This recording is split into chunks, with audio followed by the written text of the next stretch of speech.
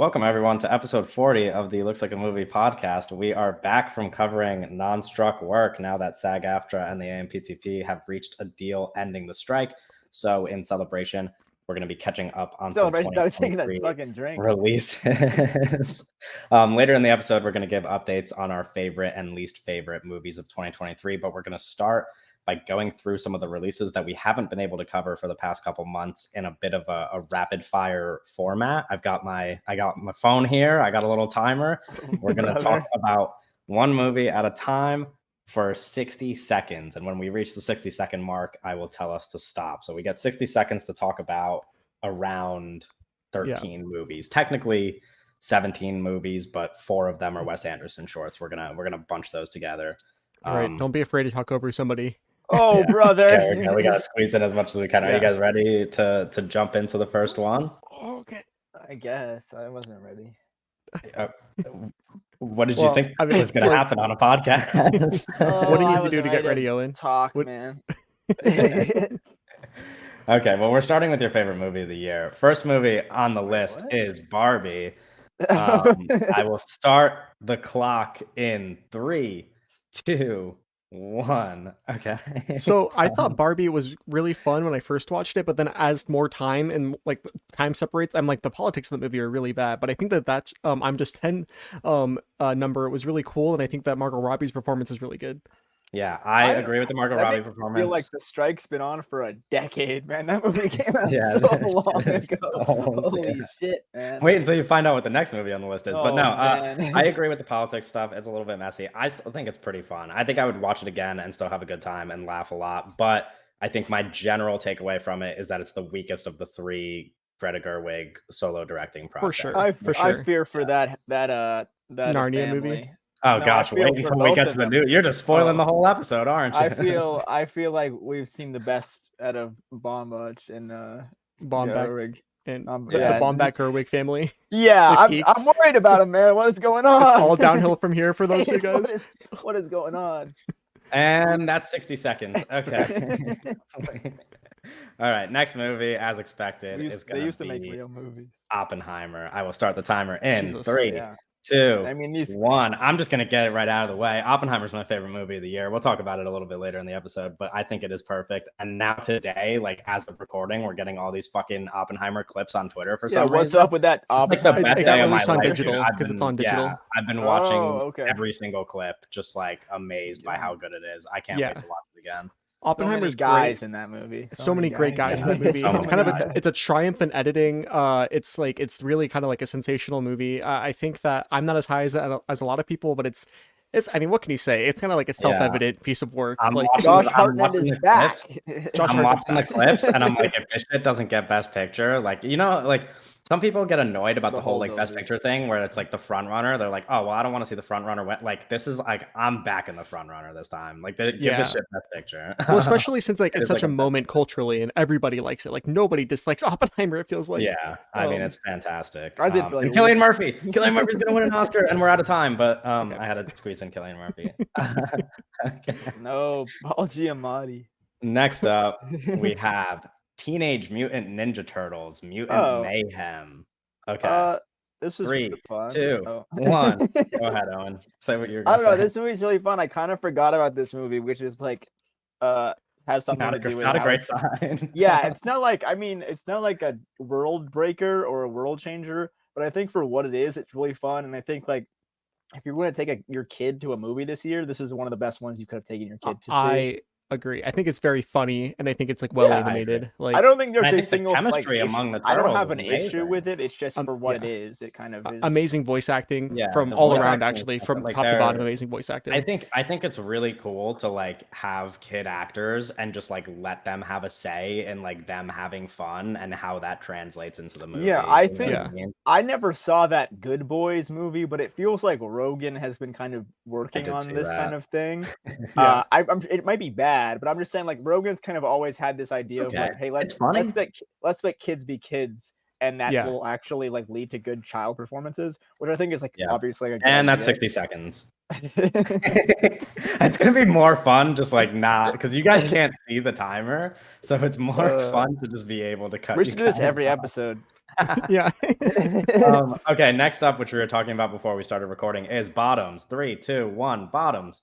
Oh, This movie looks like 4 shit. times in I love this movie. Yeah. This is one of my favorite No, movies I of the do year. think it does look kind of bad, but It looks like, I think bro, it's I was funny. watching Bottoms and I was kind of excited because you guys hyped it up so much and everybody else hyped it up so much. I'm like, this movie looks and feels like a fucking amateur, like $10,000 student film. Yeah. I'm like, what and the you fuck? wanna know what? I don't fucking care. Like, that shit is so funny. I know.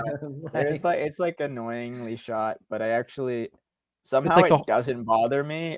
Everything I don't outside know of the why. writing and performances feels so amateurish. It's crazy to me. It's like, I don't know. Yeah. I almost think like the comedy kind of makes me like feel less inclined, because there's movies that are shot really bad that like ruins the movie for me. But Yeah. for some reason, like this doesn't. Like Yeah, when watching, I'm like, oh, I would shot. I like when watching Bottoms, I was like, oh, I'd shoot this differently, but it didn't affect me. Like I did think that like during the movie, I like, And like especially on my third watch, I was like, oh, Jesus I Christ. shoot this differently. Okay, next up is the Kenny Branagh picture, A Haunting Oh in Venice. yeah, 3, 2, 1, go. I know everyone wants let's to talk go, about this. Kenny B, man. I think this movie's all right. I think it's better than the first two. I think Kenneth is a better actor than director, and I like seeing him act. He's better in Oppenheimer, though. I think he's pretty good here. I think this movie's fun. It's a little haunted house movie. I saw it on the biggest screen I could possibly see it on. I think it's cool. I think it's fun. I don't think it's anything like crazy that I got an IMAX release. I think of the how the fuck do you say his name? Hercule Poirot, however the fuck you say his name. Out of that series of movies, this is the best one. This one's fun. I do There's agree. like some actually cool stuff in here. I think the thing with Kenny as a director, or just as kind of as a shotsman, I think he tries a lot of things. I think a lot of them are ugly. I think it's kind of like he's just kind of trying a bunch of different angles, and some of them like, oh, that's really cool, and then the next shot is like the ugliest thing I've ever seen. So I don't think he actually, I don't know. It's a weird situation. Okay. Next up, I didn't see it. Yeah, Doug did not see that movie. No, this works. I like it being cut off because I'll just ramble. Next up, we have and get yourselves ready because we have to fucking squeeze this into a minute. We have the 4 Wes Anderson shorts in Jesus 3, Christ. Go, Doug, 2, go. 1, go. A strike of genius. Well, the greatest living filmmaker strikes again. It seems like. I mean, what is there to say about it? It's like kind of like a perfect adaptation of some like really brilliant children's literature. It's like endlessly creative and inventive in ways that I didn't know Wes could be. It's really like a masterwork. I do think we have to, in the span of this minute, say what each of our favorites of the 4 are. Poison? I know you Poison. Really like Poison. You really like Poison too, Owen? Those are both your favorites? Yeah, I just put it in my spoilers for later, but it's in my top 10. Okay, yeah. Mine is the Henry Sugar one.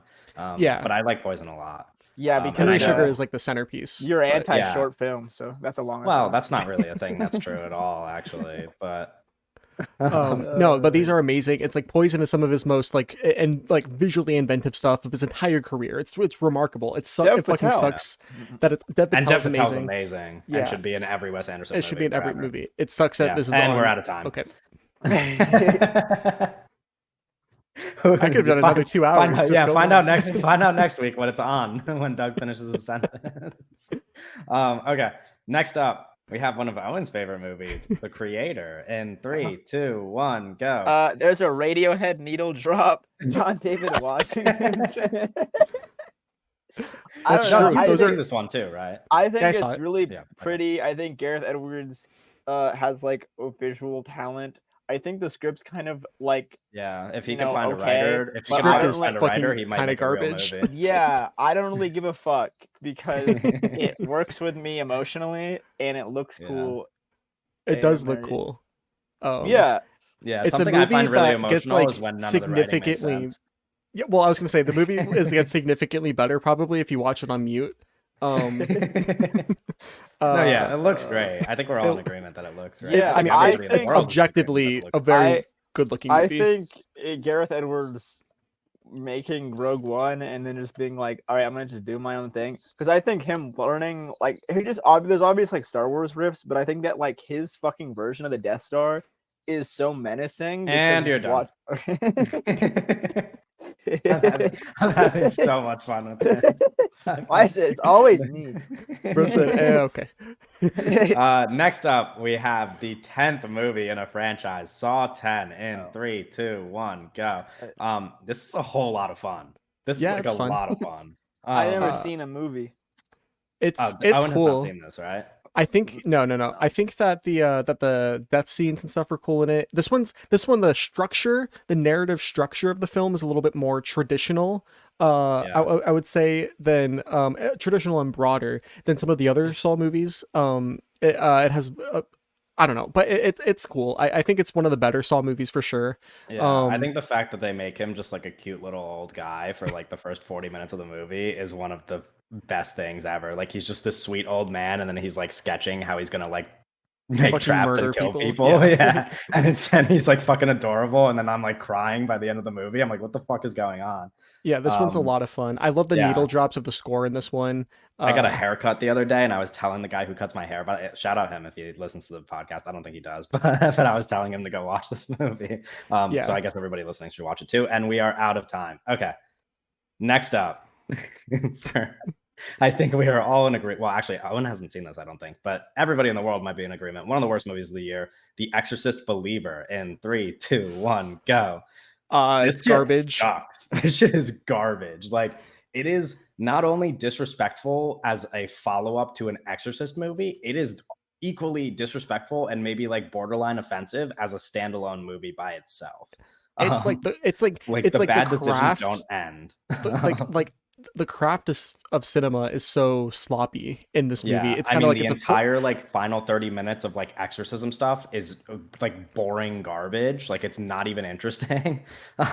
It's one thing to have a movie with a terrible script. It's another thing to have a movie with a terrible script helmed by an awful director. Yeah, and that's what this feels like. It opens on an earthquake in Haiti, like the natural disaster in Haiti. They and then of course the thing I talked about in my review that pisses me off the most is that they make like awful fucking disgusting caricatures of homeless people and then like shit on them for like 20 minutes and then they have no purpose in the story movie. Yeah, it's a weird thing. Very conservative. And there's also like this whole abortion thing. Oh. Yeah. That's such a wild place to cut it off. Okay, next up we have Martin Scorsese's Killers of the Flower Moon, a massive 3-hour movie to talk about in 1 minute. And we will start in 3, 2, 1, go. It's good. Hot take. It's a good movie. Yeah, amazing. It's very good. Marty.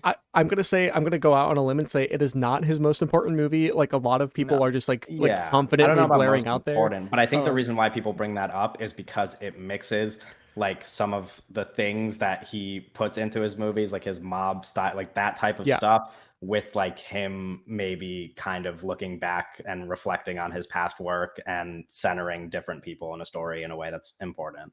But Owen, say something. I think it's okay. I think it's solid. I wish I liked it more. Real.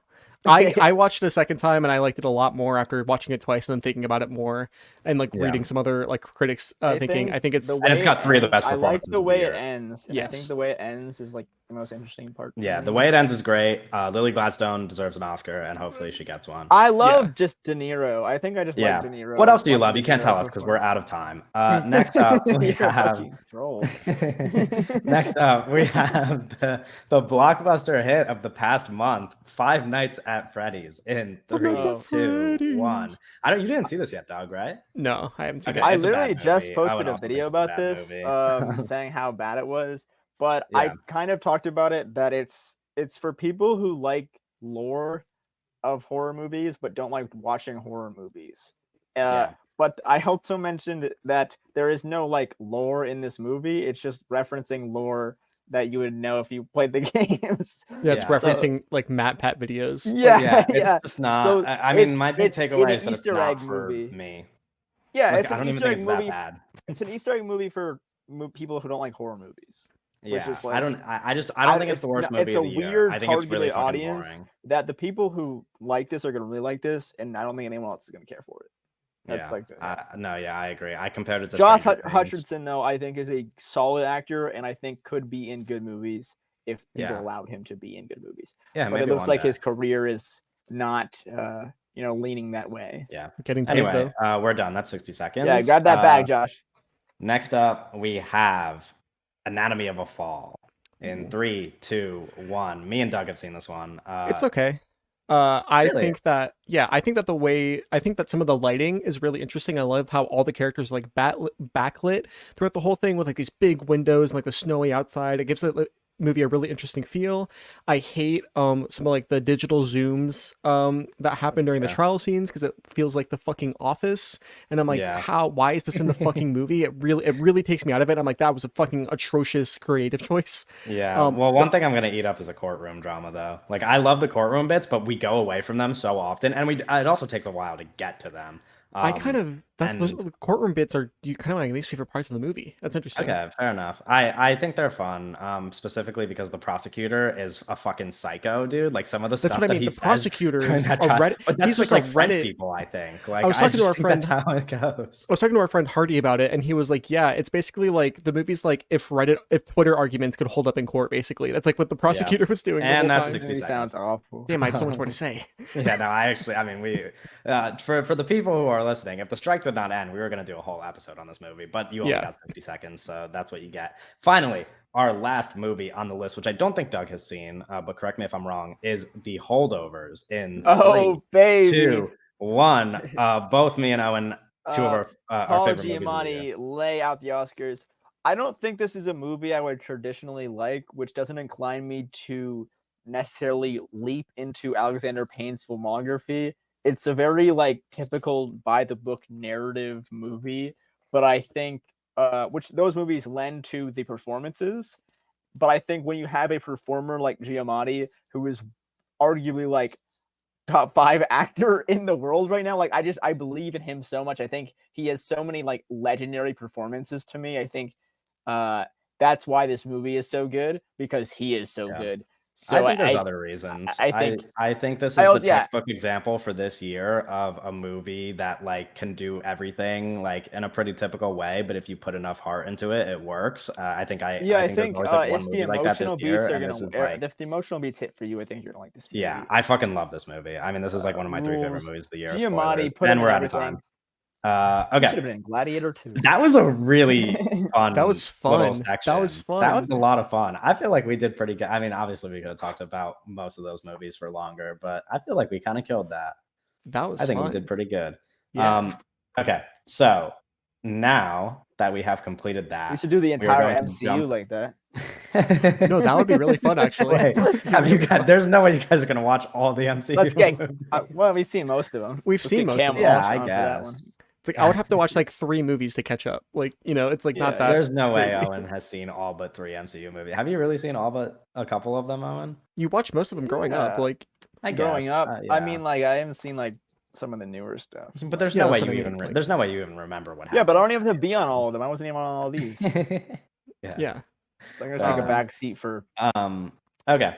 So we're going to talk about our favorite and least favorite movies of 2023. We're going to start with the bad. So let's start with our least favorite movies of the year. How are we going like? Yeah, so we're going to do this like our like a couple of the lists we've done on previous episodes, where we're going to do one person at a time, starting from 10 and going down to 1. So for the least favorites, your 1 will be your least favorite movie of the year.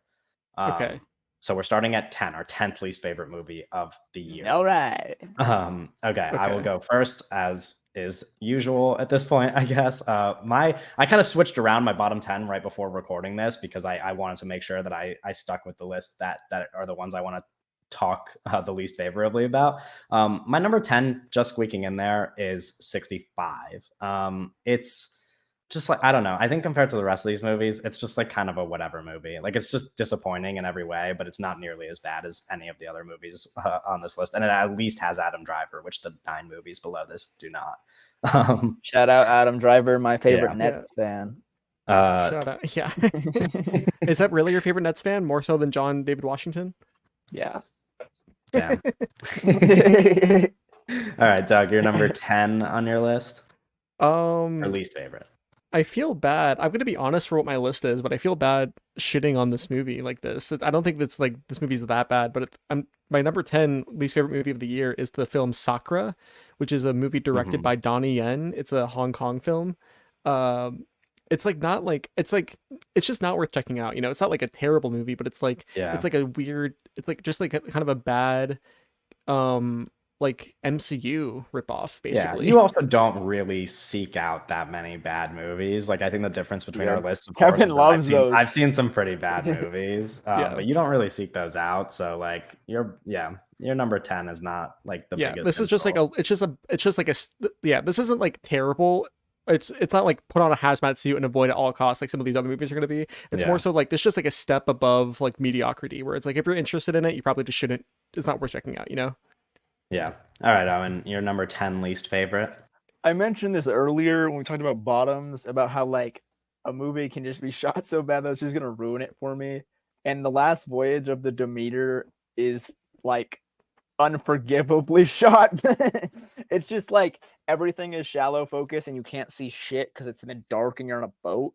Yeah. And that's but the thing that Bottoms has that Last Voyage has is like good actors and like it's funny to me. Like this Yeah. movie just Yeah. has nothing really going for it besides like an okay premise, but it's also like just like a chapter of Dracula, so it's not like I the heard best premise.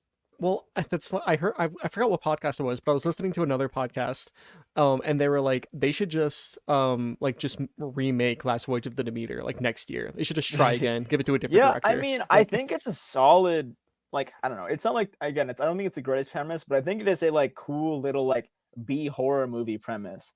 But I think it's just like there's nothing good about the movie really. So yeah. which is kind of a shame because I really do like, vampire movies and stuff like that. Yeah.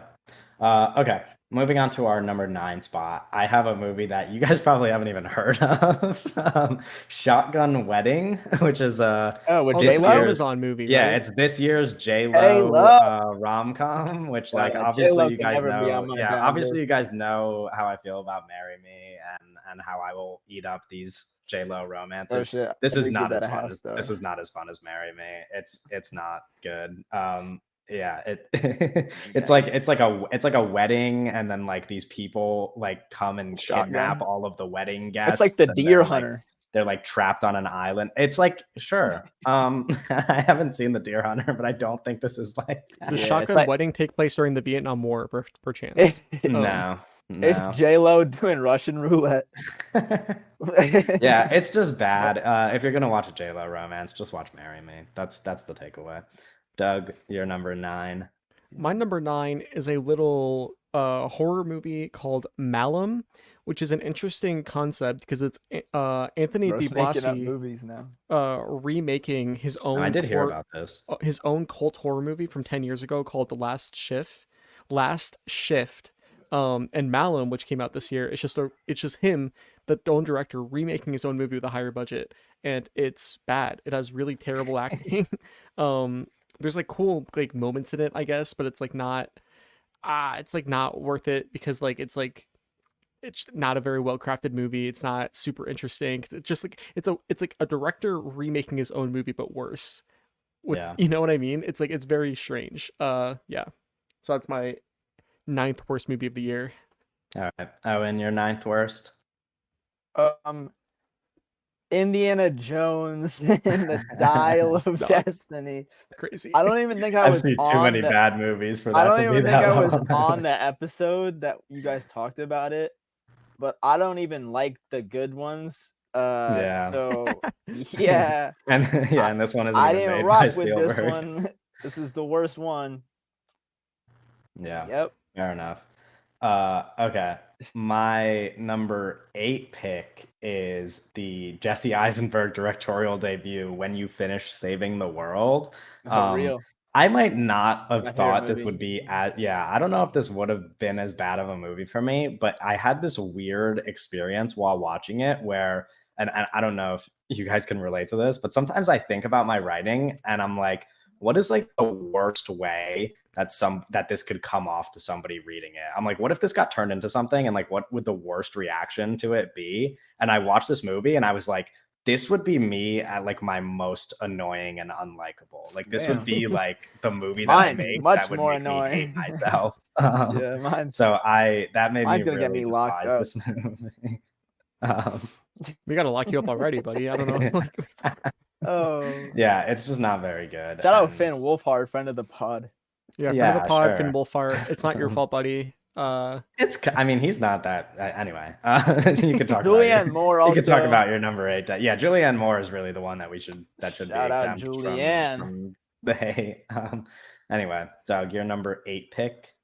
I feel bad about putting this on here too. But my number 8 pick is the film Reptile, which I think is the feature film debut from filmmaker Grant Singer. Right. And it's not even that the movie's like awful or anything. It's just like fucking boring. It's like one of the most boring movies I've seen this year. It's like an overly long kind of like crime drama starring like Benicio del Toro and Justin Timberlake. And it's just like JT. Yeah, it's Benicio del Toro and JT, and it's like, what did they shoot this movie in 2015? It's just boring. Yeah, no, it feels like it feels like it could have came out in 2015. It's just fucking boring. I don't even have anything to say about it. Better or worse than his brother Brian's movies? Okay, moving on.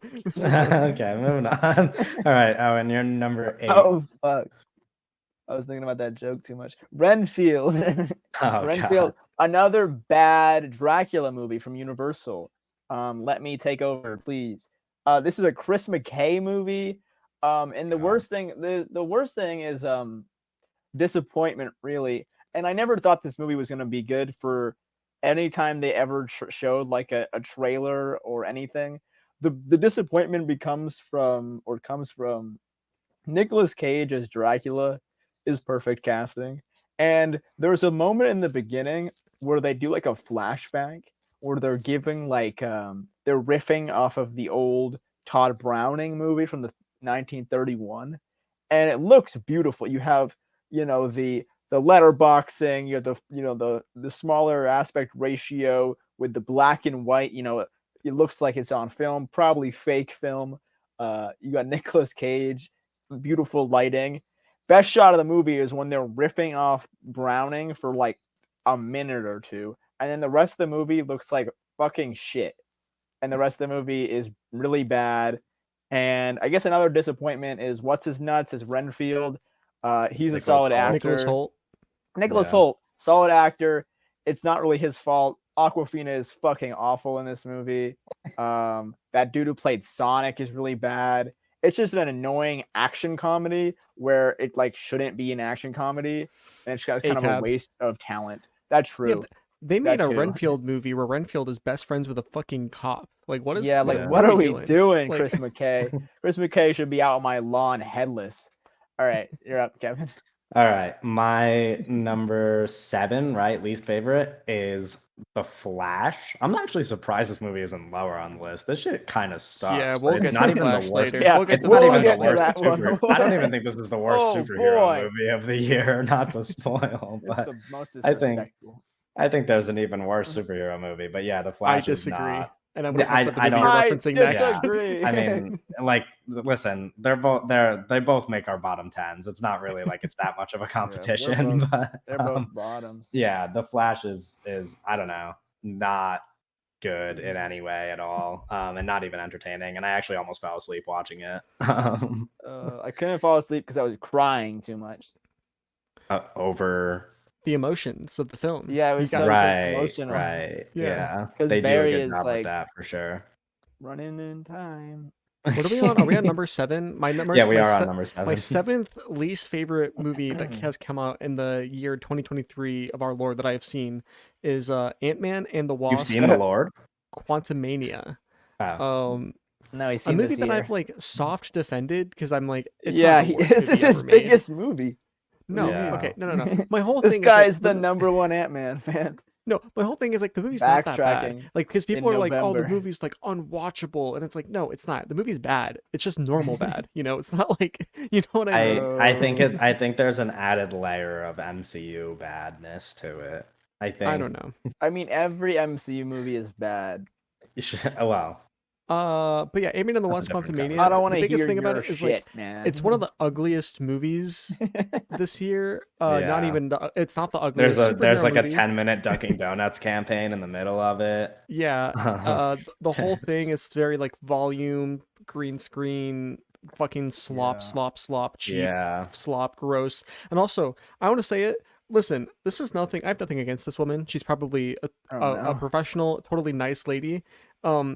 Catherine Newton is like maybe the worst performance of the year in this movie. She's so Really? bad. She's so Really? bad. I don't Yeah. know if that's the worst performance She's of the like, year, I'm just saying, but like, It's the not movie's bad. good. She's like a standout, you like, know what bad performance in it. you know what performance really bothered me this year that just missed my bottom of 10, it's my number 11, is, and maybe it's just because I despise this man, Chris Evans in that Pain Hustlers movie Oh. that just came out on That's Netflix. not a real movie, He Kevin. is like so annoying to watch. Yeah, he's really Um, annoying in the movie. I'll talk like- about it in a minute. Yeah. Anyway, wait, you're gonna talk about him in a movie? What? Oh, okay, yeah. I'm dumb. I honestly forgot that movie came out. Okay, That's anyway, the oh, most it's funny, it's like- anticipated movie of this year. Well, yeah, that's like, man, we're gonna really start sneaking up here when we get yeah. Oh, and you're number 7. Super Mario movie. I just a movie Okay. for shit-eating babies. I don't really have much to say about that. I listen. I don't think It's, I It's mean, like- true. It is. That's what it is. It's like for babies, but like I would watch it again. Is that a bad No, thing to say? watching it again is crazy. I'm sorry. Oh, I would rather sit down and Oh. watch like Bluey episodes of the toddler No, than watch but, Super like, Mario like, this movie again. If like I was like babysitting a kid and they were like, I want to put on the Mario movie, I'd be like, yeah, but "That's you're not gonna fine." watch the Like, movie we- with them. They're gonna watch the movie. and Yeah, you're I would gonna be on my phone, bro. Swipe it on your Okay, phone. well, like not, I'm Yeah. not gonna like give it my full No, attention. you'd be on I'd- Hinge, like Yeah, Okay. but All you'd be right, giving all someone right. your attention. All right. Oh wow. Okay. My number 6 is I don't think either of you watched this, Tetris. oh, Holy shit, this movie pissed me off, dude. It's like there is this, and I think we've maybe mentioned this on the podcast before, but there's like a really annoying trend of like doing this whole thing recently where we turn like businessmen into like biopics. Like we just do Yeah, like biopics heroes about on our like screen. people, yeah, like making money off of like it's so annoying because they It's like- introduce the character, like the guy who made Tetris is one of the main characters in this movie, but he's not the main character because instead we have to follow the American businessman who befriended got him the and rights. profited off of Yeah. his making of Tetris. Like it's so annoying. Even if you put that stuff aside, I think the movie's annoying and boring and hard to watch. I remember distinctly when I watched this movie, I turned it on pretty late at night and I was just kind of like laying in bed watching it. And after a while, I was like, okay, I'm probably like close to the end here, but I need to fall asleep. So I'm going to pause it and finish it in the morning. I go to pause it. I'm 40 minutes into this over 2-hour movie. Like, I was like, this shit is so fucking hard to get through.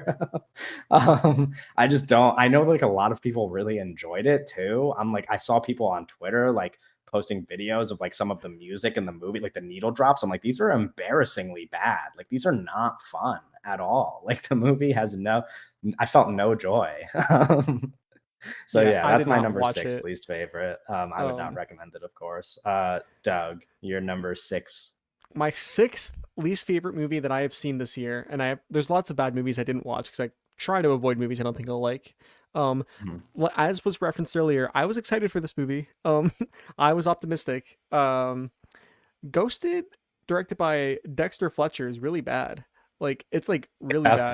surprise. I mean, it's like really bad, dude. I wanted to like it. I Yeah. really wanted to like it, but it's like You were this I don't- movie's number 1 defender pre it coming out. I was like, they should be inviting me to the premiere for this movie for how hard I was like fucking Yeah. pushing the ghosted juice. I was like, bro, Yeah. it's an Ana de Armas like rom-com. It like this, the floor for this movie has to be high, and it's like she didn't do a whole lot. Oh, it's a spy movie too. It's a Ana de Armas spy movie. Like Yeah. I was like, Doug this might movie- become the most annoying person in the world when Ana de Armas is the star of a good movie. bro. When like, Ballerina when comes out, I'm dude. When she is the lead in a good movie, you might actually be just like just every day on my For You page, just like a video for like 5 months straight. Yeah, she's gonna be in one decent movie, and I'm gonna be like, she should win Best Actress actually for these reasons. Like, no, I mean, Ghosted is just really bad, and it's like the Ryan Reynolds cameo felt disrespectful. Oh It felt like like I was watching this movie I was excited for, and I'm like, this is not good. And then like the Ryan Reynolds cameo felt like a spit in my face. It was like, fuck you, you know. And it's one of like 5 cameos too. Yeah, it's like there's Anyway, Owen, we're on to your babies. number 6, Owen. This is a movie I was like, oh, this might be fun. It's called Hypnotic with Robert. It's a Robert Rodriguez, Ben Affleck movie. It's bad. It feels I wanted to see you defend this one so bad. I wanted you to be like one of this movie's defenders. It feels Netflix, which is like I don't know. It feels like a streaming movie, like a straight to streaming movie. But it wasn't. And I think exactly it wasn't. I think Robert Rodriguez is like okay. I'm not like a big Rob guy. There's really not much to this movie. I like Ben Affleck a lot. The Ben Affleck was the reason I was excited for this. And I think he's fine in it, but that's kind of the only redeeming point of it. I know some people who like it. Yeah, I mean, but that seems like the consensus, I think, for Hypnotic was that it's like, oh, it feels like a straight to DVD like Nolan ripoff. Like, yeah, I don't know. It almost feels like a television show. Yeah, that's the lowest bar for Owen. Yeah, that's even for most people. Yeah, feels like a movie feeling like a TV show. It feels like a Netflix TV show that's like scrunched into like an hour 30. Starring Ben Affleck. It's like, give me a break. All right, my number 5 is a movie that we mentioned in our little rapid fire session, The Exorcist Believer. I won't, repeat the same things, but it's just like, conservative garbage and also just a really bad movie at the same time. It's just, I think somebody told me they were going to see this movie and I was like, do yourself a favor, go watch anything else. And they were like, no, I really want to give it a shot. And then they watched it and they were like, I should not have given that a shot. And like people, I've had a couple people bring it up to me where they're like, do I go see this? Like the first Exorcist is cool. I'm like, if you like the thing that I would say, I wouldn't recommend this movie to anybody. If you've seen the first Exorcist, like stay the fuck away from this movie. Just go watch 2 and 3. If you like like The Exorcist, like don't watch this movie. And like 4 other Exorcist movies for you to catch up on. The Pope's Exorcist, exactly. That's what just go watch another. There was really an Exorcist movie that came out this year that's just better. Like anyway, Doug, your number 5. That's what labels will get you. My 5th least favorite movie of the year is Cocaine Bear, directed by Elizabeth Banks. Here's the thing. I don't think the movie is like offensively bad. I think that I do. But my issue with it is like it is like it's intentionally like a bad, like quote unquote bad movie on purpose. For the sake of humor, and it's not funny. You know what I mean? So that it's like it's actually the most like empty, nothing, like I'm just wasting 90 minutes of my life watching this thing. You know what I mean? Like and also like the ending of the movie where how the movie ends, where it's like, what's his name? Ray Liotta. Ray Liotta's guts get eaten by cub bears, and then it's like pour one out for my brother Ray. Yeah, and then it cuts to in the loving memory of Ray Liotta. It's like we did a podcast episode on this. We did do this. Man. Yeah, we did. We talked about this movie at length. Earlier this year. Yeah, it's not on my bottom 10, but I don't. You're really diabolical. Come on! I've seen some bad movies. This might be Owen's bottom 1. We'll see. Yeah, it's possible. I mean, we'll see. Owen, your number 5 pick. I think Kevin mentioned this, but 65. I remember 65 getting announced, and everyone was all excited for it. New Adam Driver movie, including you, by the way. You were also excited. Yeah, I'm including me and everybody. And produced by Raimi for whatever the fuck that has anything to do with anything. It's dog shit. I mean, it's nothing.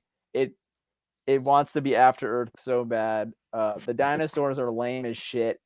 Adam Driver is the dumbest script writing thing they could ever do is that you have a 2-character movie and the girl can't speak English. So you have no dialogue between them other than like grunts and shit. And Adam Driver has nothing in his character. There's just nothing there. The girl, I don't know anything about her. It's like a soulless garbage. But Adam Driver got a big check, and that means more Ferraris. Hopefully he got a big Hopefully he got a big check so he can continue to make movies with old American auteurs. Yeah. Yes. I guess I forgot to mention it when I brought up this movie as my number 10, but that's a good point you bring up. It's like you have to be like, it's impressive to make movies about dinosaurs lame. Like it is like like dinosaurs are objectively one of like the coolest things in the world. Like it's like, you know what I mean? Yeah, like, it's just how do you just make dinosaurs boring? It's kind of one of the most disappointing movies of the year because, you know, it's same thing with Hypnotic. It's like big actor, cool actor, awesome actor attached to an interesting concept, and the concept falls flat on his face when there's actually nothing interesting to be discovered or, you know, watched or viewed. Yeah. Anyway, my number 4 pick, which Doug has already brought up, is Ant-Man and the Wasp: Quantumania. Again, they're like, I think all these movies are bad, so there's not really much like degrees of separation between these. But I already said it. Like it's just like the scene in Star Wars where they're in the trash compactor and they're just in the shit, dude. it's the Yeah, no, it's like all of our characters. Bro. Somebody should make that like an edit like that, where it's like the characters in Star Wars in the trash compactor, and around them is just the text like Ant-Man and the Wasp, the Flash, like all like, the Marvels, fucking like piss and shit, man. We're swimming in it. It's just like it's the bottom tier of a series of like 33 movies that aren't good, which is like a bad mark. Like, ooh, Jonathan Majors though. Well, true. Sure. He was a highlight for you when it came out. He was a highlight for me when it came out. Not so much anymore. Is his other movie ever coming out? Yeah, I don't. Magazine Dreams. Yeah, they're not just shelving it. It might get like a soft. We'll talk about it another time. Yeah, maybe. Yeah, we'll talk about it later. It's in the news section. Anyway, Doug, your number 4. The Exorcist Believer is the fourth worst movie I've watched this year. It's like, because it's one thing where it's like there's a movie like Ant-Man and the Wasp, which is just like a bad movie. Now we're in my list, we're kind of getting into movies that I find like into the evil territory, kind of like offensive. Yeah. Evil. And like Exorcist Believer is like, listen, I was kind of a David Gordon Green soft defender. Meat Rider. Not Meat Rider, because like I hate some of his movies already. Like I didn't like Halloween Kills. I thought the first Halloween movie was kind of lame. I don't really like Pineapple Express, but that Halloween Ends was really interesting. I thought it was a fucking big swing for like we should watch I thought it was weirdly a big swing, and I was like, yeah, Halloween Ends is cool. I like this. Like I really like this movie actually.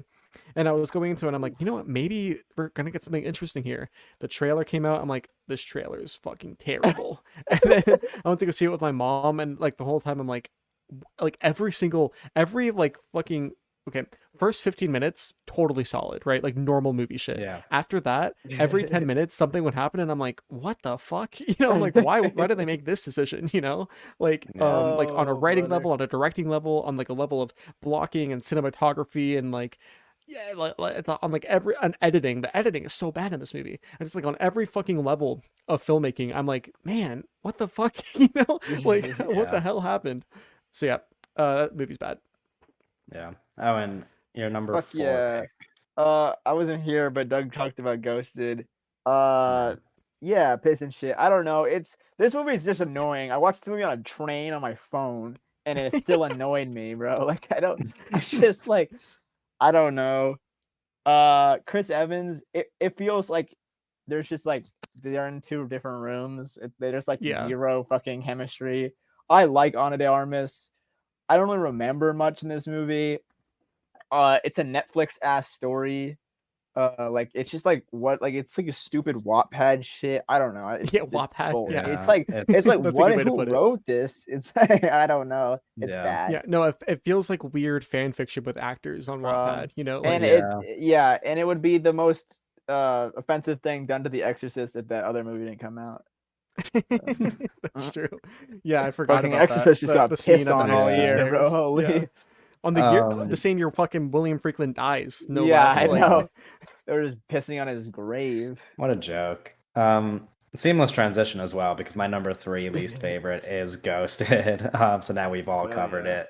Yeah, I mean, I already said it, but like Chris Evans is kind of like my least favorite person to see, like my least favorite movie star to see on the screen. Storm. Like I do not like seeing his face and stuff. I think he is like unbearably annoying, and I think that this movie captures it maybe better than anything ever. Like I just like every scene of him, I like get angry watching this movie. Like I was simultaneously bored and angry. I was watching NBA games while I watched this movie. I think I'm pretty sure, right? This came out during the NBA. No, it's fucking unwatchable. Like it's so bad. Yeah, I think NBA was still going on, and I had like NBA games on my TV while I was watching it, and I was just like kind of like glancing back at there's no way I could have gotten through this movie if I didn't do like a whole Subway Surfers type thing. Like it was just not happening. Yeah, it's just bad. Anyway, Doug, your number 3 pick. Now we're getting into real fucking dog shit here, brother. Yeah. As if we could get lower, but we can. we can get lower. Yeah. My 3rd least favorite movie of the year. This is funny because like there are friends of the pod that really like this movie, and but my 3rd least favorite movie of the year. No. My 3rd least favorite movie of the year is The Flash, directed by Andy Muschietti. We have friends that like this movie? There's people who like this movie. Yeah. They're not friends of mine. They will remain unnamed. But no. The Flash. Bro, talk about like what the fuck? like I don't. It's another thing where it's like everything that happens in the movie. I'm like, huh?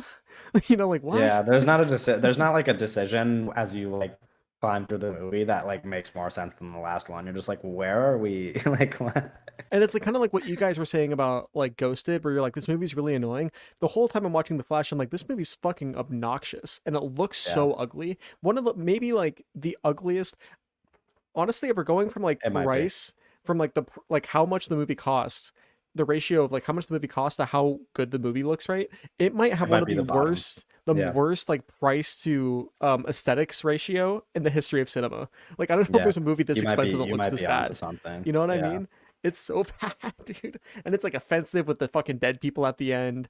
And it's I mean, it's like, and there's this movie is kind of like a fever dream. Like if the way that like Oppenheimer clips are on Twitter today, like if I just saw a Flash, I want to edit today, I'd be like, was that a real thing that happened? With the Oppenheimer music. Yeah, it's like I literally think The Flash is gonna like we're gonna look back on it and we're gonna be like this is like maybe like when the superhero genre like bottomed out, like this was like as bad as it got, like it's tough to come back. People like that shit too, and people like it somehow. Like, that was really talking about. I mean, that's a confusing thing to me as well. Even if he's listening to the podcast, I love you dearly, and I'm glad that you watch all these movies with me. But even my friend who I go to the movies with regularly, we got out of The Flash, and he was like, "Yeah, that shit was awesome." I was like, yeah, fucking what it's like no, it's like real. You have to shut off your brain. Like you have to. And I'm not like even like saying that as like, oh, like I'm so pretentious. No, it's like it's slop. You have to like really like go into it and be like, I like the pretty colors and that they punch each other, and so it's fun. That's like, you know what I mean? Like that's the level you have to engage with it. Like, oh man, it's like thing I recognize. I like that. It's like for that group. Your number 3 pick. It's Cocaine Bear. Yeah. Fucking abysmal, bro. Doug talked about it earlier. I feel bad for how high this movie is on my list. It's not even a high number. Doug talked about this earlier, but I've never seen a scary movie, but it just feels like parody ass movie type shit. But it's like, I don't know. I don't think like movies should like try to be like this type, like a memeable movie. Like it's trying to be it's like a meme movie. But like, that doesn't like meme movie. I don't know. Like if you're making a movie, it's like a comedy, right? Doesn't mean like filmmaking just goes out the window. You know, like comedies are like very well like good comedies are like well structured and like you know, like that doesn't mean like the blocking is all of a sudden dog shit. Like I don't know. This just feels like an excuse to make a bad movie make a lot of money. It just feels like I don't know. It's a joke. I think it's a fucking joke. And it's kind of a slap in the face to anyone who cares about the art form. Because it just feels like, hey, let's shit our pants and make $10, you know? It feels like a carnival. Look at the donkey hanging on the stick. pissing himself. Like I don't I don't fucking like it. Yeah, I get it. Okay, my number 2 pick is one of my 2 bottom Netflix slops, which are maybe worse than like superhero slop. Oh, it's all You slop at the end of the People. day. It's all slop. You People. I is- forgot you Yeah, watched this. this is movie? like an offensively bad movie. Jonah Hill's This had is a bad maybe year. like the way that well, I mean, but the way that you're talking about like what Cocaine Bear attempts to do, I think this is like the worst of what you can try to do with comedy. Like this is like people like this is like putting memes from the internet or just like taking Twitter and like putting it into an algorithm, or like the TikTok For You page and like putting it into an algorithm and like trying to make comedy as a result of it, like in like the most offensive ways too. Like some of the jokes are like offensively bad. And I don't mean like offensive like in a problematic sense. I mean like it's offensive to like people. It's like it's offensive to like people who like want to laugh at something. Like it is painful. I mean, also not to mention it's like simultaneously a rom-com as well. Like there's a whole romantic, which I forget is even a part of the movie. Like because, CGI if you thought the chemistry in Ghosted was bad, like wait until you I mean, you're not gonna watch this, but wait until you see this shit. Like it is. I mean, yeah, you mentioned the CGI. Like they fucking CGI'd a kiss because the 2 leads didn't want to kiss each other, dude. Like, come on, like, damn, it's bad. So that's my second least favorite. That's crazy.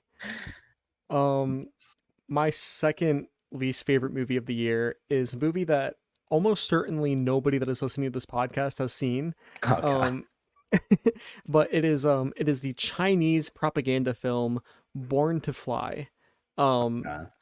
It is Chinese Top Gun. It is China's attempt at Top Gun. It's just like it's just a couple things going on here. Politics are bad, obviously, but then also it's like on a filmmaking level, it's like not good. On a and then on a screenwriting level, it's like not good. And like the lead guy that they got, like this, I think his name is actually I can't. I'm bad with the Chinese names, but anyway, the lead guy that he got, is like as like their Tom Cruise. He's like not. It's like so okay. Here's the thing about Born to Fly, right? They're trying to do the Top Gun thing, but the difference is because of like how the Chinese government like promotes their culture and stuff, right?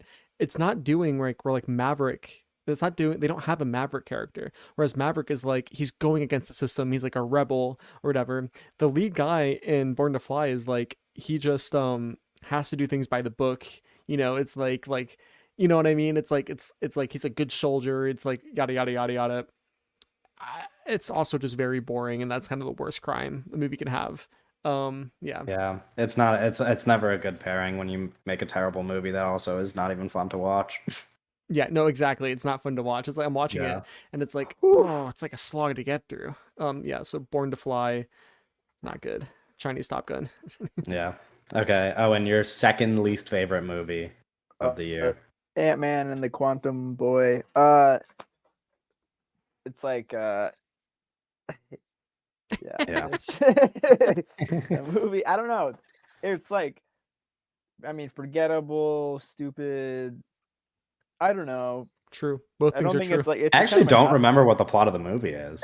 So they go into the quantum. No, please don't tell me. Please don't tell me. Thing, and they go into the quantum realm, and they're stuck in the quantum realm. They get stuck in there. Is this the one where there's like that? I think I remember. Yeah, okay, I remember. It's an excuse for Peyton Reed to riff on Star Wars, but like right. I was just gonna say that this is the one with like the cantina scene, worse right? than every Star Wars movie. Yeah, with the cantina scene, man.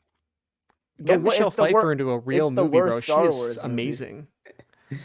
Yeah. Bill Murray shows up. I forgot about that. Oh my god. Bill Murray shows up. I'm pretty sure he's drunk in the movie, but I'm pretty sure like Bill Murray, the human being, was drunk on set too. Like yeah. Bill Murray shows up to tell Michael Douglas that he's been seeing his wife in the fucking Galaxy Dome or whatever. I don't even know, man. Yeah. Also, maybe some of the worst use of the volume period so far that we've seen. It's like creating like these fake ass areas. It's like shallow focus, but it's like textureless to the point of like like there's just no like feel on anything. It's just Yeah. like kind of blurry color. Yeah. Like there's no sense of environment at all. Or sense of scale, because the Ant-Man thing is like they get big and they get small, but it's like you can't tell. It's Yeah, it's like I don't know. It's kind of just nothingness. blows. Yeah. Yeah. Just a bad movie. Speaking of bad movies, my least favorite movie of the year so far, probably going to be hard to overcome, is the second Netflix slop, Doggone. This is like not like I know when we talk about like slop, like we say they're all not real movies. This is like this is it's not even like a feels like a bad student film thing. It like you're like watching it and you're like, there's no way that somebody like a real human being wrote this script, or like any of the dog in the movie is named Gonker. Bro, Kevin, what do you be doing? What are you up to? I don't know why I watched it. I have since in the second half of the Salma year. Hayek directed. I have since in the second half of the year avoided watching movies this bad, but in the first half of the year I did watch this movie. It is like, I mean, like the performances are like fucking laughable. Like it does just everything about it. It like it's just a mess. I hate Rob Lowe. Yeah, Rob he's Lowe just awful. masterclass. He's just awful in it. Like he's just terrible. A disaster class. It's dude. The thing is like I'm not a big fan of dog movies in general, which is maybe a hot take, but I like movies that make me emotional. I feel like anytime somebody makes a dog movie, it's like they're trying too hard to do that. It's just like, here's a free pass to like make somebody cry because like we're gonna involve a dog. Except the thing is, this is one of those movies, but the dog is barely in the movie, so you can't even feel bad. It's just no dog with Channing Tatum. It's like I know that like some of the movies. No, I didn't. I think I'd probably like that one a little bit more because I'm one of Channing Tatum's biggest defenders. Like, I heard it was solid. It's all right. I don't think I've ever disliked a movie that he's in. Like it's not a thing that I do. But yeah, if he was in this movie, I'd probably end up liking this movie somehow because that's just how likable Channing Tatum is. But it's like me with Ana de Armas. Yeah, but it's just, I mean, it's just bad, dude. It's just like, yeah, this is like the epitome of not a real movie, in like every aspect. So that is my least favorite movie of the year. Doug, your least favorite movie of 2023 so far? I've talked about this a couple times. I don't think I've ever brought it up on the podcast though. My least favorite movie of the year is Knights of the Zodiac. I forgot about this. It's just not a real movie.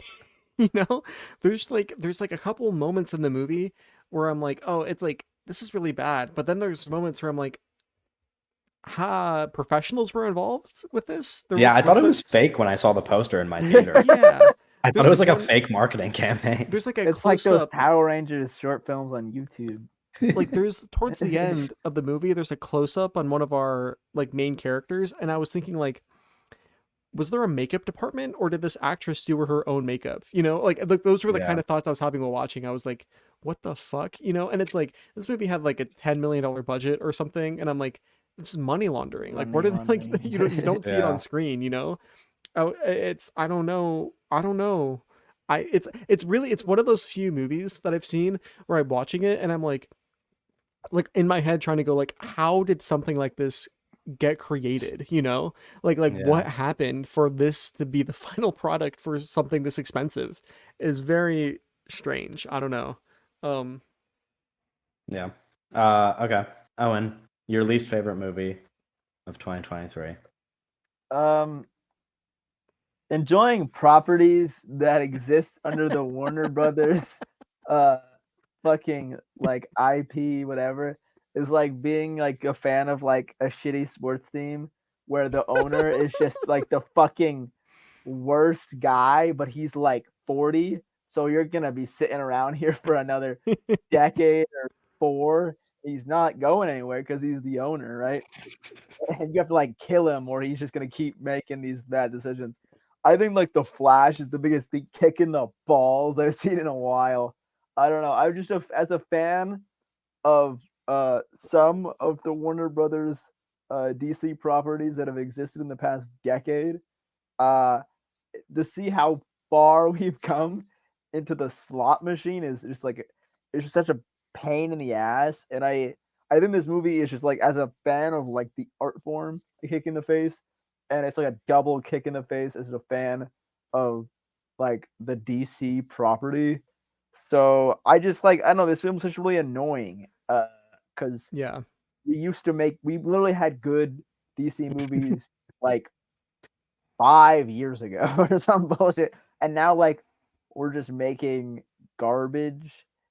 It's just such a bizarre situation, and now like they're doing that whole like James Gunn thing, and they deleted the fucking Batgirl movie, like, just out of existence. Just literally deleted it. They deleted the movie today with fucking John Cena in it. That apparently was good.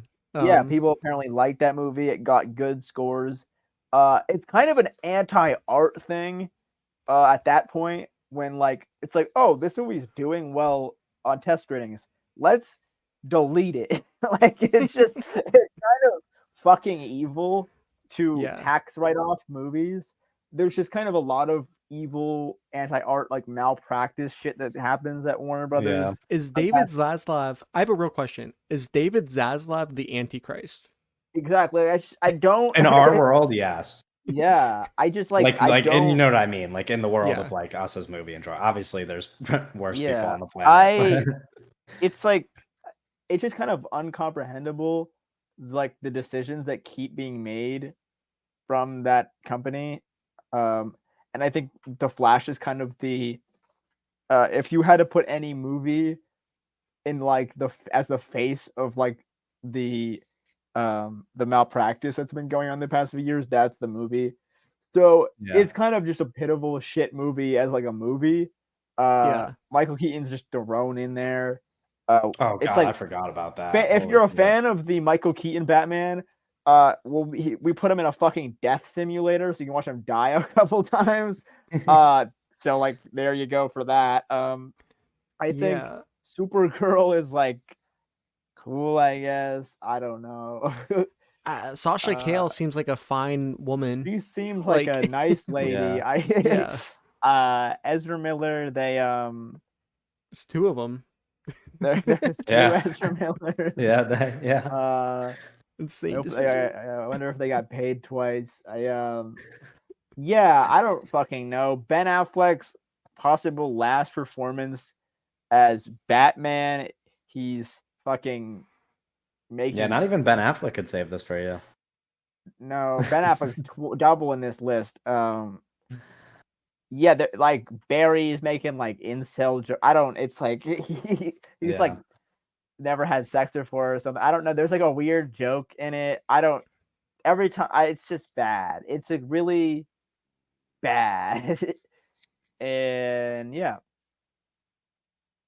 I don't know. Well, kind of we can transition to good movies. Next up, forgot about those. Next up is our 10 favorite movies of 2023. We'll be counting them down the same exact way, and I will start with my number 10 pick, which is from one of my favorite directors, Showing Up by Kelly Reichardt, a movie that pretty much nobody has seen this year, but everybody should, of course, similar to how it goes for every Kelly Reichardt movie. It's amazing. I think Michelle Williams is fantastic in it. I think if these kinds of movies, and what I mean by these kinds is Kelly Reichardt movies, if they actually got any awards attention, then Michelle Williams would easily be in the conversation for Best Actress. Sadly, that's not going to happen. But she's great. I think this is some of the most emotional stuff that Kelly Reichardt has done, which is a high mark because I think all of her movies are very emotional. But there's a lot to relate to in this movie, and especially if you care about art and you're an artist, you can find a lot of good stuff in this movie. I think people would really like it if they gave it a chance. So that's my number 10 pick. I gotta watch that. Yeah, I think you'll like it. I hope you will. I don't know, but you haven't seen any of her movies, right? Nope. I'm curious if this will be. I don't know that there's like really a right place to start, but I'm curious what your reaction would be if this is where you start, because this character is a little bit more I want to like watch Certain Women. difficult to get behind than some of her other characters. Like I think this character is just a little bit more flawed and maybe at times even like annoying than some of her characters. So I mean, I'm it's nervous. Michelle Williams. Sure, Yeah, but well, she's what I don't know what that fucking means, annoying.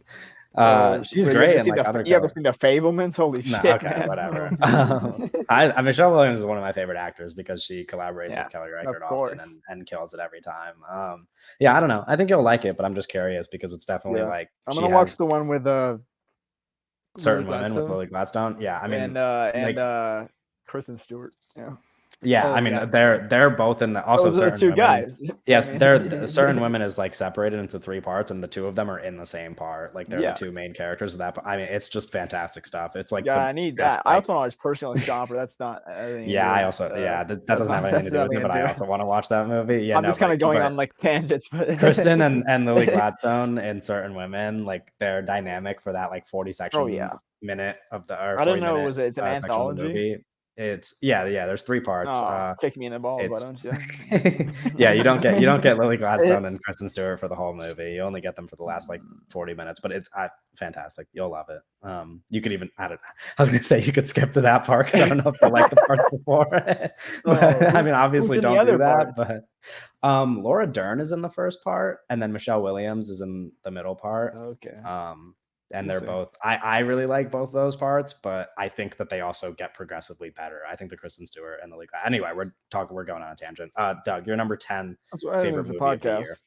My number 10 favorite movie of the year is Jawan, directed by Atlee. I want to watch this one really bad. It's fucking awesome. Should have seen it. I don't know. When it was in the movie theater. I should have. I know. If you want to see it's like communist. It's like actual like communist blockbuster cinema. Is really cool. It's really cool, man. It's like you know, obviously Shah Rukh Khan is like one of the biggest movie stars in the world, the biggest movie star in India. The movie, it's I don't know if this is Bollywood or Telugu.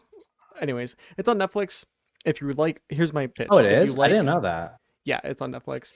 You're really slacking, Kevin. If you like RRR, you will like this movie.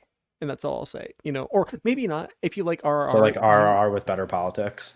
Yeah. Or I guess like it's like that's a rough comparison and maybe it's not appropriate, but it's like if you like RRR, then you should watch this, I guess is a better way to frame it. You know what I mean? Like you shouldn't just be the guy that's only Indian film they've seen is RRR. Yeah, sure. But but it's a good thing to bring up because that is type a lot of guy with the top 10 foreign movies. No, but it's no, but it's a good thing to bring up because like that is probably the truth for a lot of people is that RRR is the first time they've been introduced. You think Jack Nerd has seen RRR? Oh god! Shout out Jack Nerd, my favorite TikTok live streamer. I mean that. You should go live with him. I would be so scared to do that. I've been live with him before. Yeah, I don't know. Yeah, I didn't know that. I don't know. Yeah. What did you guys talk about? I don't know how. We don't need to get into it. How jacked you are. Jawan is my number 10 movie of the year. Yeah. And your number 10 favorite movie of the year? We talked about it in a little millisecond, but it's Poison, the Wes Anderson short. Right. On a like kind of camera aspect, I think this is really interesting. There's splits in it. You get extra points there. I like Dev Patel. For me, I'm not crazy about the thing that Wes Anderson loves to do recently, where he's the guy is standing in a very tight position talking to the camera as like a narrative choice. That's not my favorite thing. So but I do like this movie a lot. It's beautiful. But I don't know. I don't have much to really say about it. It's my favorite Wes Anderson in a while. Expertly crafted images. Just on a craft level. I think Doug says I'm watching about a movie on silent or a while ago was like a negative thing, but I think if I could just watch this movie on silent, I'd be like, yeah, this kind of rules because it's just kind of beautiful. Yeah. All right, my number 9 pick, which when I like made my final little edits on my list, this was in my top 10 anyway, but just like recently I realized I can't wait to fucking rewatch this shit. Dungeons and Dragons: Honor Among Thieves is so fucking fun. Like this is maybe just the most like pure fun movie of the year. Like it's like like out of this top 10, when I think about the movies that I'm gonna watch like multiple times over the next couple of years, like there's no doubt in my mind that this is gonna be the one that I end up repeating. Maybe besides for my number one pick, but oh yeah, I mean this is the new kid. It's just like a blast, dude. Like it's just a blast, and this is especially coming from the fact that it's made by the same people who made Game Night, which, like I said previously, is like from like from my perspective, one of the funniest. Sad though, they're gonna work with Ryan Reynolds next. So I know, not great. Their career's over, I guess. Probably. but genuinely, I mean, listen, if there was maybe any way for me to like laugh at a Ryan Reynolds joke, it would have to be in one of their movies at this point. Like that's how good I like Six Underground, right? I haven't seen Six that. Underground. Oh, Doug likes it. It's a Michael Bay movie on Netflix. Yeah, maybe. Wait, maybe we'll have to see it. Yeah, I know, that's what I'm saying. I'm like, maybe they could pull something out of him. Like maybe they could like actually make him funny. Because that's what I was saying. Like Game Night is genuinely like the funniest movie I've seen in the past couple years, and I think that this one mixes that humor with like really fun adventure, and like the whole cast is just super likable. Like the movie's just a blast, dude. Like it's so fun. My worry with the Reynolds thing is Reynolds is such a big star, such a big performer, and they're kind of his smaller directors. Like, you're not just buying Ryan Reynolds, like you're buying you're buying Deadpool. You know what I mean? Yeah, and it's like he's just he's larger than life at the point of like, it's like I need John Francis Daley to direct him. I feel like and they're like they're in like a field of movies that like aren't very easy for them to like make a name for themselves. Like, you know what I mean? Like people love Game Night and people really enjoy Dungeons and Dragons. They're not like movies where like you could point to them and be like, these guys are all like, these are like two of like the best directors right now. Like nobody would do that. Yeah. Dungeons and Dragons is good though. Doug, your number 9 favorite movie of the year. Speaking of movies that Owen really likes, oh god, my number 9 movie of the year is Knock at the Cabin. Okay. I thought you were gonna say I thought you were gonna like flip it and do one of the movies that you do like. I haven't seen Padre Pio. I need to. I know. Blackham. Blackham. Knock at the Cabin's great. Love the close-up stuff. Love M. Night Shyamalan writing and directing. I love Dave Bautista. Dave Bautista should have way more award buzz, but that's the fucking state of cinema now that he doesn't. Jonathan Groff too. Why not? Can you imagine the supporting actor race if it was when's the last time De Niro, Downey Jr. and Dave Bautista? What a fun race. Punch him out of the way. When's the last time an M. Night movie has gotten an award nom? The Sixth Sense, maybe. Jeez Louise. No, I feel like I don't know. Maybe The Village. Maybe, did The Village get a name? Maybe. Well, what do you mean by? Are you talking about like strictly Oscar nominations or like? Yeah. Okay, The Village got one nomination for the James Newton Howard score. Okay. Shout out James Newton Howard. Oh wait, what about didn't James McAvoy get nominated for Split? Oh, he did. I think so. I think he did. I mean, that's an all-time performance, so I wouldn't be surprised. Maybe he didn't. No, I lied. I think maybe he didn't. What the fuck? That's so he did not. I know. How many did the? It might be The Village. Sixth Sense. The Village might be the last time. I mean, the Sixth Sense got 6 nominations. That's like his real. That's like the only time his. Yeah, that's the only time he was viewed as like an Oscar darling. No, that's really messed up. I mean, this movie alone, it's like I mentioned like Dave Bautista, Jonathan Groff, great performances that should definitely get some kind of recognition. You know, we talk about like I reference M. Night often, specifically around Old, as like this kind of painterly artist when it comes to cinema, and like blocking his actors and like placing the camera in positions that are like kind of beautiful and interesting. He does that a lot in Knock at the Cabin. Some dirtbag is gonna get Best Director nom. No, I mean, no, but you're probably right. I mean, you're probably right in that like don't look up bullshit is gonna happen. It's like they're usually not that bad about director. There's worse categories for the Oscars. They're usually not that bad about director, but I get your point. But this we're having a coda happening. Okay, well, there might be somebody on the podcast who likes Coda, but that's beside the point. Might be Coda's might be someone on the podcast who likes Master Gardener. And that's me. I like Master that. Gardener. Paul Schrader, kind of, our Lord and Savior Paul Schrader. I think he rules. I like this movie a lot. Rocks. Joel Edgerton, Sigourney Weaver, Quintessa Swindell, I think is really great in this movie too. I don't know. I think it's really good. It's like it has your typical Schrader qualities to it. You got your brooding, complicated white male character journaling in his bedroom. He's got conflicted thoughts. I don't know. I eat that shit up for breakfast. I don't know. I think this is really great. I think Schrader's got a gifted pen, and it really comes out here. But I think he's a good director as well. I like to see him. This movie was super. And did we do it? I don't remember. Did we do a Master Gardener episode? We did not. No. It's a shame. We should have. It's really good. It's really good. I don't think it was. It was a weird release, so it was hard for us all to see it. Like fit it in. Like Kevin, did you see it?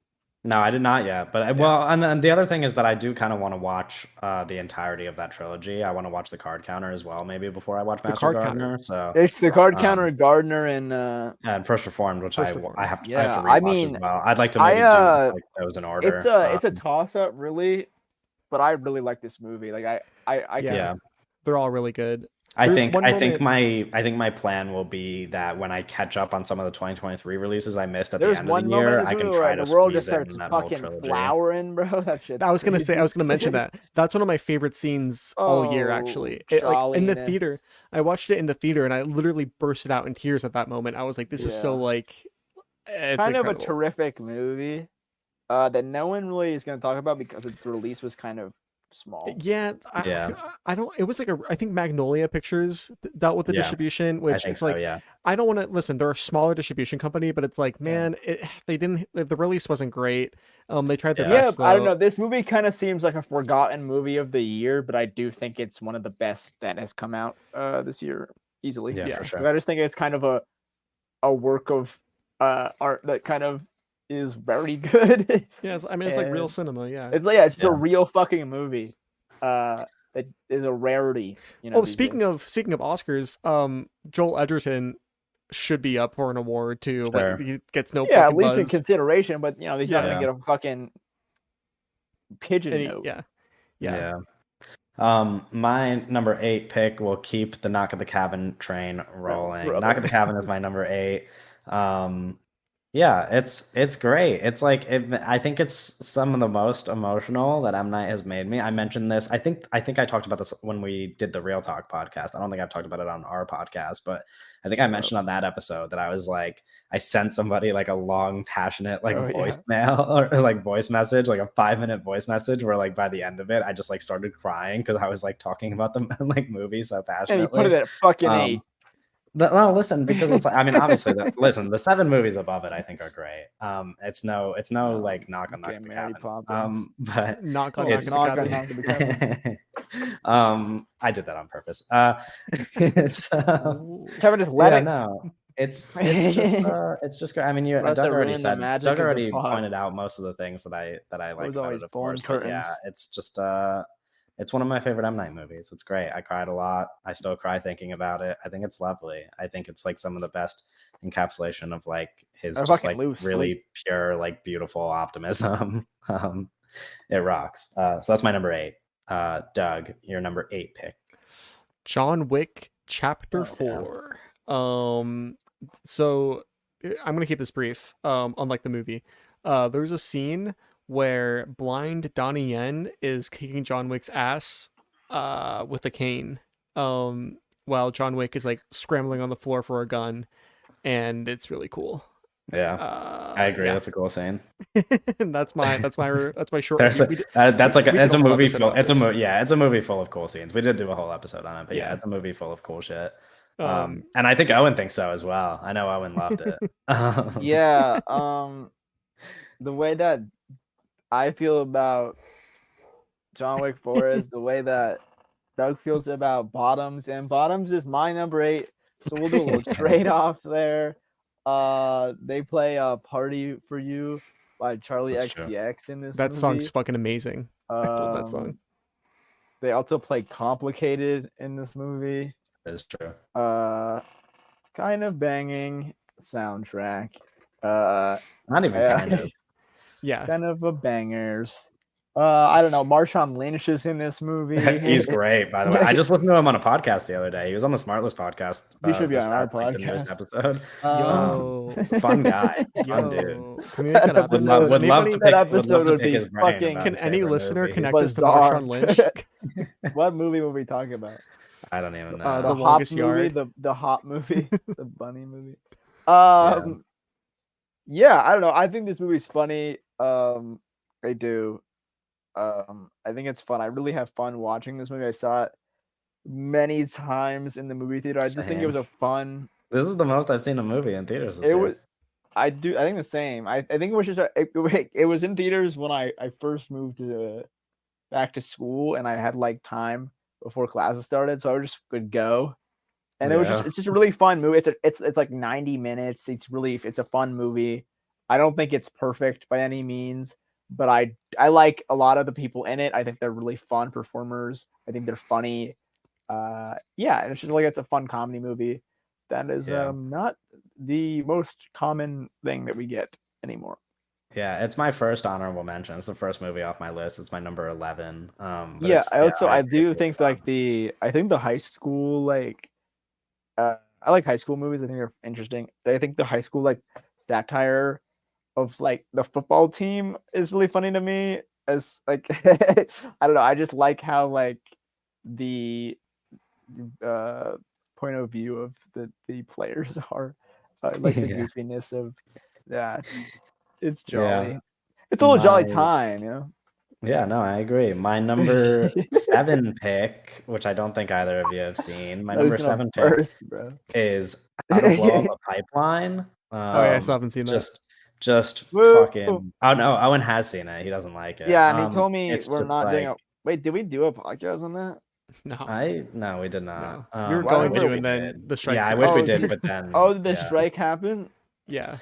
I forgot. I remember I watched it and Kevin yeah. said, "I'm not showing up for the podcast anymore." Yeah, I don't want to listen to Owen talk about how he doesn't like this movie. This is just like fucking nonstop, like eco thriller, like awesome shit. Like it's just like a group of like cool ass people coming together to do cool fucking eco terrorism, and it rocks. Like it's just fucking fun from beginning to end. It is like the embodiment of tension. It's so far. It mixes like my desire to watch movies that make me anxious with my desire for like awesome political thrillers. Yeah, this movie's fucking awesome. I love How to Blow Up a Pipeline. And we will be talking about it no further so that Owen doesn't have room to say anything negative. Doug, you're number 7. Have you guys heard of the movie called Oppenheimer? Yeah. Funny you mention it now. Okay, keep going. I hit all the bases on our 60-second thing at the beginning here. It's pretty self-evident. I could do a podcast episode on Oppenheimer that's longer than the movie. But it's like a triumph in editing. I think it's good. I think it's Okay, Owen, you're number 7. Okay. So I'll talk like Oppenheimer like an adult. I think Oppenheimer. I don't know. I think this is one of Nolan's best movies, and it really took a second watch for me to really appreciate it. But I think it's got like a really fantastic. What are you doing? I was doing a 1, but then I realized if this finger is as long as the other finger, then it's Bro's not doing going to the look Illuminati like fucking shout out. Yeah, I think this is one of Nolan's best. I think it's got a really interesting like rhythm and beat to it. It moves really fast for a 3-hour movie. Like it's 3 hours of just like fucking montage, like cut 3-hour montage, like fucking I don't know, really fantastic performances. Kind of a beautiful looking movie. You know, it's just maybe like one of the scariest movies ever made, arguably. Serious? Most serious? Scariest. Oh, it's scary. Yeah, like in the existential dread that the movie's trying to like create is like I don't know. I watched it once. I don't know. I watched it once. I saw it once. And like I remember afterwards I was just like, this doesn't make me feel good about the state of the world, you know? Yeah, like, no, it doesn't make me feel good about life. I mean, yeah, you know, Cillian Murphy is fantastic. But it's Cillian Murphy's so great, but there was a fucking laundry list load of supporting actors that come in for fucking one of the deepest benches in any movie ever. Yeah, like maybe the deepest bench in cinema history. 15 man, like it's fucking ridiculous. Yeah, this is kind of one of those. It's kind of one of those movies where like khakis and t-shirt playing dropping 30, like it's like that's illegal. You know, you have Alex Wolff with like 5 minutes of screen time. Like Roderick is coming out. You know when you watch like movies a couple decades old and you're like, holy shit, like look at all of the people in this movie. Like this is the type of movie where people like 30 years from now are going to look back at it and be like, how the fuck did all of these people end up in the same movie? Yeah, it's kind of like it's something that Wes Anderson is able to do because he's Wes Anderson and he just has like the pull to just get guys. I said it was the deepest bench. It's not. Asteroid City's the deepest bench, but it's Christopher Nolan showing that he also has pull here, and I it's like that stuff's really cool. I just be like the fact there's not a white guy on the planet who doesn't love Christopher Nolan. The hell? True. No, literally true. Like I'm sure there is. The fact that this movie kind of just exists is just very fascinating to me. Is this your number 7, Owen, or are you just rambling about Oppenheimer? Okay. I was confused. I was like, is this like I thought you were doing like a transition where you like use Oppenheimer to name your movie, but then it went on for like 3 minutes. And I was like, damn, this is Oppenheimer is let me rephrase it. I'm being a little cute and like dumb about Oppenheimer. It's a very good movie. My thing is like it is obviously such a major work. And it is like obviously like the culture at large has named this movie as like a monumental like pillar in modern cinema. Yeah, like right? Our time. Yeah. Like our time, like one of the most important movies like made in contemporary cinema. So it's like for me, somebody that watched it once and like wasn't blown away by it as much as like most people were, I'm just kind of like I don't know what to say about it, you know? Yeah, I think I agree. It's like I think it's very good and it's very fascinating that this movie exists, but I don't think it's like the best movie of the year or like the best movie of the decade or even close. Like, I think it's a good Nolan film. I think Tenet's better. I agree. But I think it's better than a lot of his catalog. I'm just not a big fan of his catalog to begin with. Yeah. But yeah, I think it's really great. Tom Conti as Einstein. All-time guy. He just fucking appears like he's the fucking magical man, bro. If there's one thing I can say about Oppenheimer, it is that the editing is very good. And it's like you will be hard pressed to find a movie that is as well edited on like an objective level as Oppenheimer is that has ever been made. Like, Benny Safdie's great too. Oh, love Benny Safdie. I mean, the cast. Did you guys see his hair and that stupid fielder thing? In the Curse, it looks fucking awesome. He looks like my aunt. My number 6 pick. My number 6 pick is a movie that you guys do not count as a 2023 movie, but for the sake of my list, say Skinamarink? Yeah, my number 6 pick is Skinamarink. Come on, bro. Listen, it came out in theaters in 2023. It's on my list. We watched that shit in like. Okay, congrats. You watched it before me. Congrats. Like, what the fuck do you want? You want a pat on the back? You want a fucking cookie, dude? Yeah, bro. I do want a cookie. Do you have a cookie? So it's on my fucking list. Can I get some milk with that? Jesus. Like, it's on my list. You guys can shut the fuck up about it. It's staying there. What is this at 6? Yeah, it's at number 6. You're a disgrace. The 5 movies above it are great. Okay, we don't have to talk about those. We'll talk put it on the wrong year and put it at 6. Okay, you know what? Fuck Skinamarink. Doug, give me your number 6. I love Skinamarink. Shout out Kyle Edward Ball, friend of the pod. Skinamarink might be 1 if I do it this year. Definitely wouldn't be for me. But Skinamarink's very good. Love that movie. Doug hates fucking horror movies. Yeah, Skinamarink is the scariest movie I've seen in Doug years. hates The Outwaters, by the way, if anyone sees this. No, I like The Outwaters. Bro, I like The Outwaters. No, also, open invitation right now. I'm doing this on the podcast. Robbie Banfitch, director of The Outwaters, please come on our podcast and talk about it. I would love to have a conversation with you. Yeah, he would love to tell you about how he doesn't think it's all that good.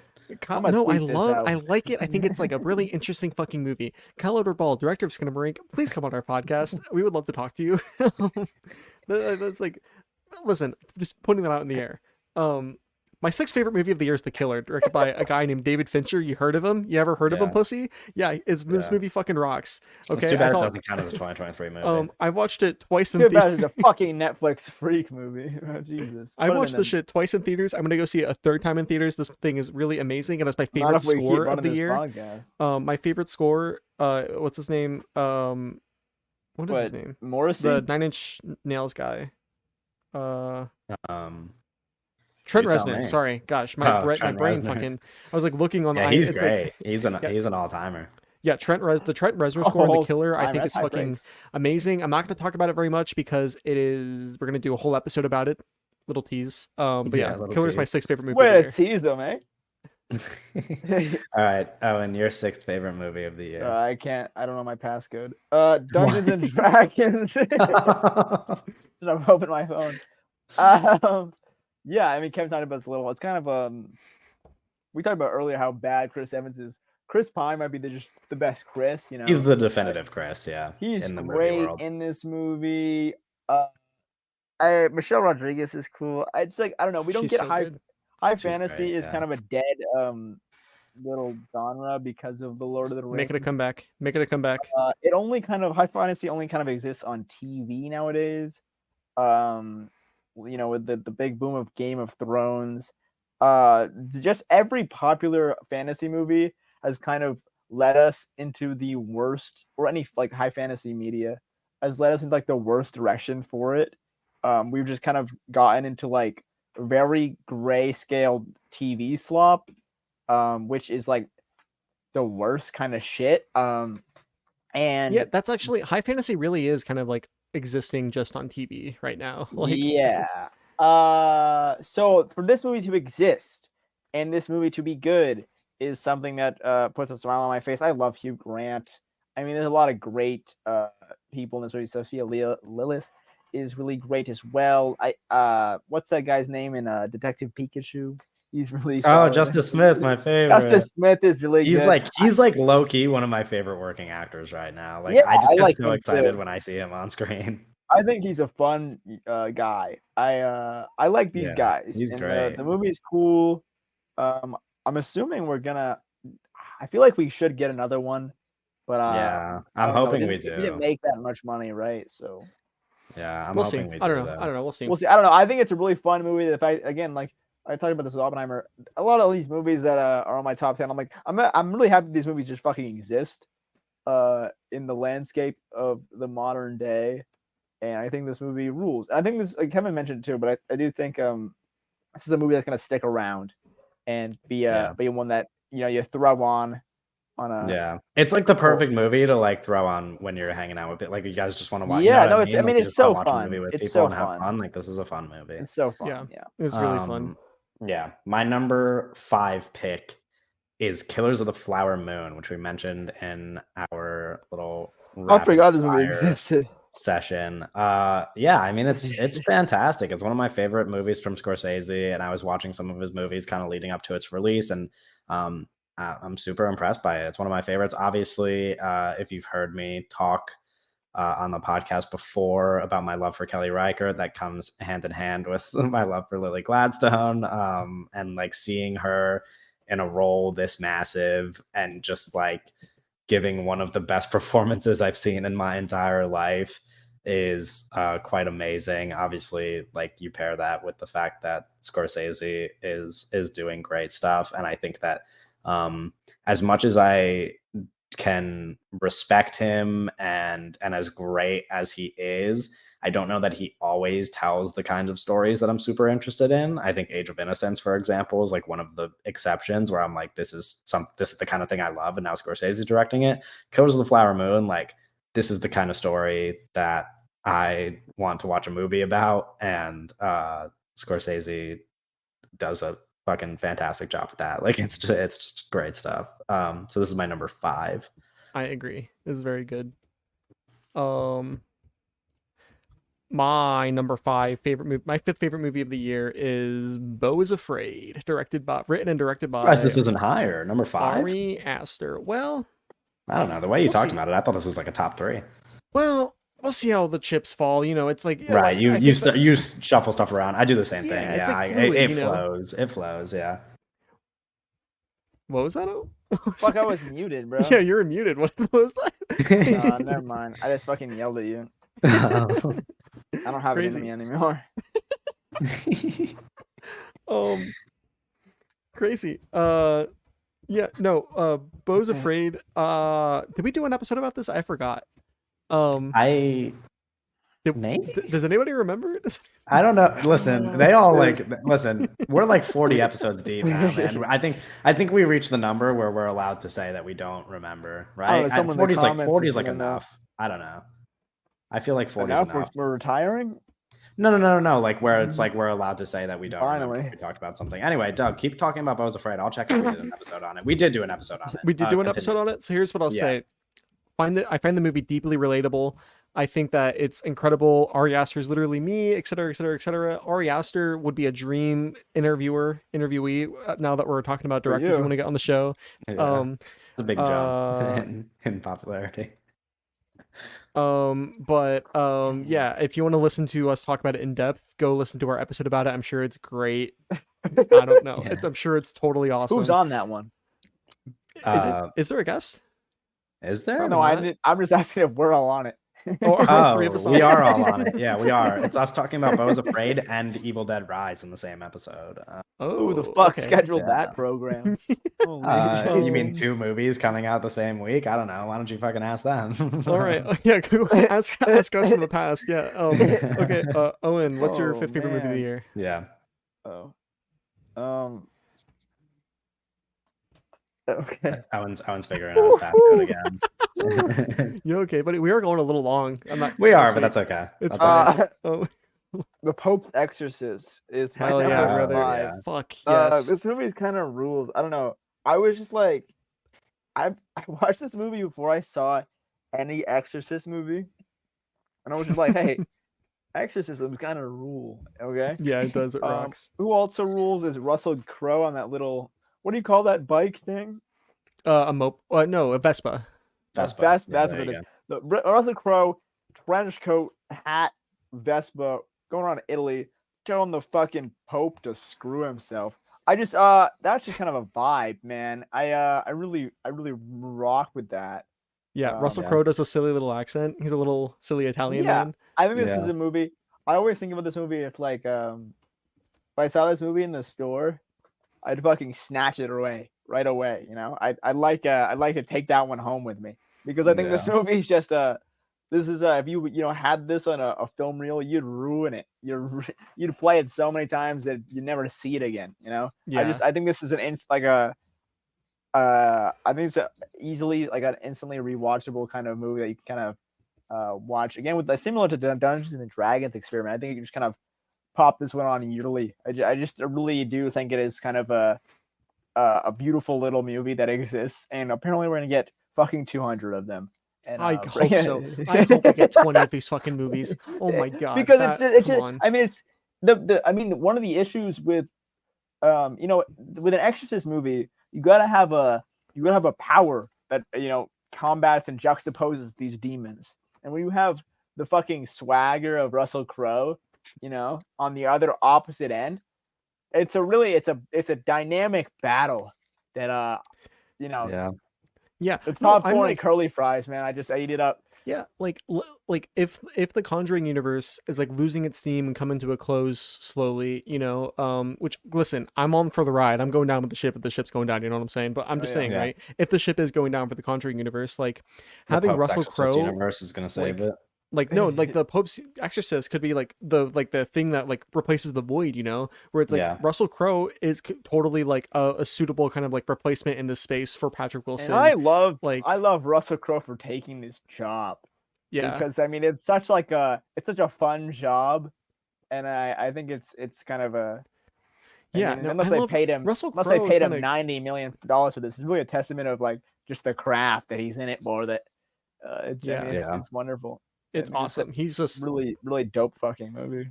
Doing it for the love of the game. Hell yeah. We also did a Pope's Exorcist episode. We did, so go listen to that if you want to hear me and Owen freak out about it for a long time. We do a lot of episodes, don't we? Oh, yeah. For most movies, it's almost like we have a talk about podcast. those Yeah. movies. Okay, my number 4 pick is Wes Anderson's Asteroid City.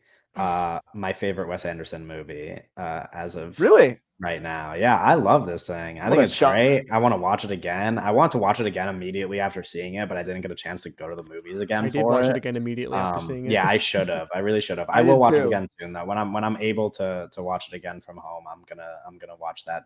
Is for it on sure. digital yet? Actually, yeah, It's I on think I digital. can. I Yeah, think I the can just Blu-ray's watch out it too. again right now. Yeah. Oh, wow. So you're just Yeah, I doing mean a it's horn. great. It's great. Like I want I to Moonrise Kingdom was like long undefeated my favorite Wes Anderson movie. I think this is even better. I think I know like, your ranking is just abysmal. Yeah, I know. Whatever. Okay. Well, you know what? No, I'm tired of picking shit and getting shit on. You're number 4. So you're being I'm tired. Just like I want to stop talking. Yeah. That's your response. Yeah, because I don't fight back. Like Sorry, if you guys the wanna mail has if been you guys coming want to be and mean telling and me to- annoying and like The awful mail told podcast me to co-hosts, then that's fine. heat it up a little. No, so, fight you know. back, bro. Fight back. Stop taking shit. I'm listening to the reception. They're Yeah. feeding into it. I don't know what to Doug, tell you. your 4th favorite movie. My 4th favorite movie of the year. I don't actually. Now I'm looking at it. Beau's Afraid should be higher, but it's whatever. My 4th favorite movie of the year is Mission Impossible: Dead Reckoning Part 1, directed by Christopher McQuarrie. Movie rules, bro. Joe Biden likes it. Yeah. He said it made him scared of AI. Did he say that? I don't remember Yeah. that. The movie's fucking awesome. I'm trying to remember our Lost episode. Gonna bringing this up on mic right now. Our Lost episode, meaning that I'm probably gonna just recover it and post it on audio only. Yeah. Which is fine. For Patreon members only. For Patreon members only, is we talk about it. I really love this movie a lot. I love Mission Impossible as a franchise. One of my favorite franchise. It might be my favorite franchise of films, to be honest. I love Mission Impossible. I've talked about it a lot. Tom Cruise, one of my favorite actors. This movie's really good. I don't know what to say. I love the AI stuff. I think it's kind of silly and fun. I love the stunts and action choreography. It's kind of like a good time. Good time. Yep, that's my 4th favorite movie of the year. Okay, Owen. All right, Owen, you're number 4. The Creator. Okay. Starring John David. Starring John David Washington. Yeah, this movie just kind of works for me. I don't really have much to say about it. We talked about this earlier a little bit. I think John David Washington is cool. Everything. I liked all of the it's like a bunch of. It feels like a fucking. When you go to the fucking grocery store, we have those really weird food items that are just like a mashup of different things. It's like yeah, like mashed potatoes and corn. Like who thought of that, bro? That's like that's crazy. No. It's like corn in my it's like potatoes. Sour Patch Kids cereal. Like it's like shit. Okay. Yeah. Sour Patch Kids, and I like cereal. But it's like also like like tricks are in there too or something. I don't know. I just like a bunch of things that it's kind of a bowl of. Oh, I was talking earlier about the Death Star. I think the I don't even know what the fuck it's called, but he has this big ship and it with just, lasers. It just beam a bitch, it's just I don't know. It's just it feels. I think that the threat that is created in there is really interesting to me because it's like I don't know, for me, the Death Star, it's not that scary because when you shoot the planet, you don't see the people fucking die. You just see the fucking miniature explode. I haven't seen Rogue One in forever. Maybe he does that. I'm freezing. Yeah, Am I freezing for you, Doug? For me at least, I don't know, but we can still hear you. Okay, whatever. But I think the idea of the thing just kind of mowing the fields down of the people is really interesting as an idea. I don't know. There's a lot of little things that I think are. What? Am I lagging? No, it's an interesting idea to you to mow down fields of people. Yeah, no, I think it's as a scare thing, as a horror tactic, as an enemy opposition kind of mothership to just kind of see that is really interesting. Yeah, I don't know. I think there's a lot of neat visual elements that really are interesting to me. But yeah, I think it's a cool little sci-fi movie from Gareth Edwards. A lot of the you have what's the guy's name that did the he doesn't do the cinematography, but he's the guy who did Dune and stuff. Oh, you're thinking of Fraser, right? Yeah, Jonathan Glazer. No, Fraser. Greg Fraser. Sorry, Greg Fraser. I like Glazer. My brain's all over the place. Yeah, Greg Fraser. Like famous cinematographer. Yeah. No, the Greg Fraserisms are all over this, and I really love those. I think everything is beautiful. Yeah. Okay. My number 3 favorite movie of the year is The Holdovers. Has taken a little jump up my list because I just can't stop thinking about it. I mean, we talked about it in our little rapid fire thing, but it's just like I like sweet movies, and this is as sweet as it gets. Like, it's just like I cried like 6 times during this movie. Like, I'm just like, it's just like overwhelmingly emotional. Obviously, Owen loves it because Paul Giamatti is doing Paul Giamatti things, maybe to the highest level, and I like that stuff as well. But I just think it's like kind of I don't know. It's a movie that like all of the stuff in it could be really annoying and maybe not work in a different movie, but it works perfectly in this movie, and you just kind of completely buy into it. And it's just like I don't know, it's just the sweetest movie we're gonna get in a while. Like, it's like I want to watch it at Christmas time. I want to watch it next Christmas. I want to watch it for every Christmas for the rest of my life. Like, it's just perfect. Like, it just puts you in a good mood, and like I felt amazing after watching it. Like, it's just been on my mind constantly. I haven't seen it yet, but I'm gonna see it on Sunday, and I'm going to a screening that Alexander Payne's going to be in attendance for, and there's going to do oh shit really I think the most like the thing is like maybe I like it also because it just kind of caught me by surprise. Like, I did not go into this movie thinking it would be one of my favorite movies of the year at all. Like, I wasn't really that excited for it even. Like, I saw the trailer and I was like, oh, that seems like no, but I was like, I saw the trailer and I was like, that could be like something I could get behind. But yeah, I don't know. I love it. It's great. I didn't hear what Owen said. Was it something bad? Moving on. No. So my let me go back to Letterboxd. My third favorite movie of the year is a little film. I don't know if anybody's mentioned it before or heard of it. It's called Killers of the Flower Moon. Yeah. Directed by Martin Scorsese. It's like this is a movie that has just grown the more I think about it, It's like I watched it and then I was like, then I had some thoughts about it, I had some criticisms. Some like not like oh, this movie's bad, blah blah blah, but like some just like actual like academic, like trying to engage with the text kind of criticisms, And then I saw it literally the next day in theaters. I just went back the next day and watched it again. And I was like, and I thought about it some more. Then the next, then I just basically thought about it every fucking day for the next week. Yeah. And I've just been thinking about it, and I'm like, man, this guy's kind of a genius, isn't he? Like, this Martin Scorsese guy is kind of a fucking genius. Yeah, that guy really knows what he's doing. And it's like, it's one of those things where it's like, it's not the most stylized movie in the world, but it's like, it's so interesting narratively, and the way that he decided to take this like kind of true crime story and like engage with it and twist it into this piece of cinema like this late in his life, and try to kind of experiment narratively in interesting ways. And like, it's the performances like are amazing. Like, I've said this before, I know that Owen brings up he really likes the Robert De Niro performance, which is amazing, right? Robert De Niro is fucking amazing, but like, I think that Lily Gladstone in this movie, I'm talking like, I think this is like one of the greatest performances in like modern cinema. This is one of the greatest performances I've ever seen. For me, it goes like, for me in terms of like this like modern era of cinema that we're in, it might go like, I'm talking like the last 10 years, let's say, right? I'm talking like, it might go like Lydia Tarr, Cate Blanchett, right? Number 1, and then like Lily Gladstone number 2 in terms of like all performances in narrative cinema. And I'm like, it's like so astonishing. The way it's shot, the whole like the costuming and like the accents and the dialogue and like the real like thematic weight of everything. It's such a powerful fucking movie. I like it a lot. I could talk about it for 3 more hours, whatever. Yeah. Okay. Same. Sorry. Okay. Oh, and your number 3 favorite movie so of the year. Insidious the Red Door, I think. Kind of a spiritual companion to oh man. Yeah, I don't know. This is really high on my list.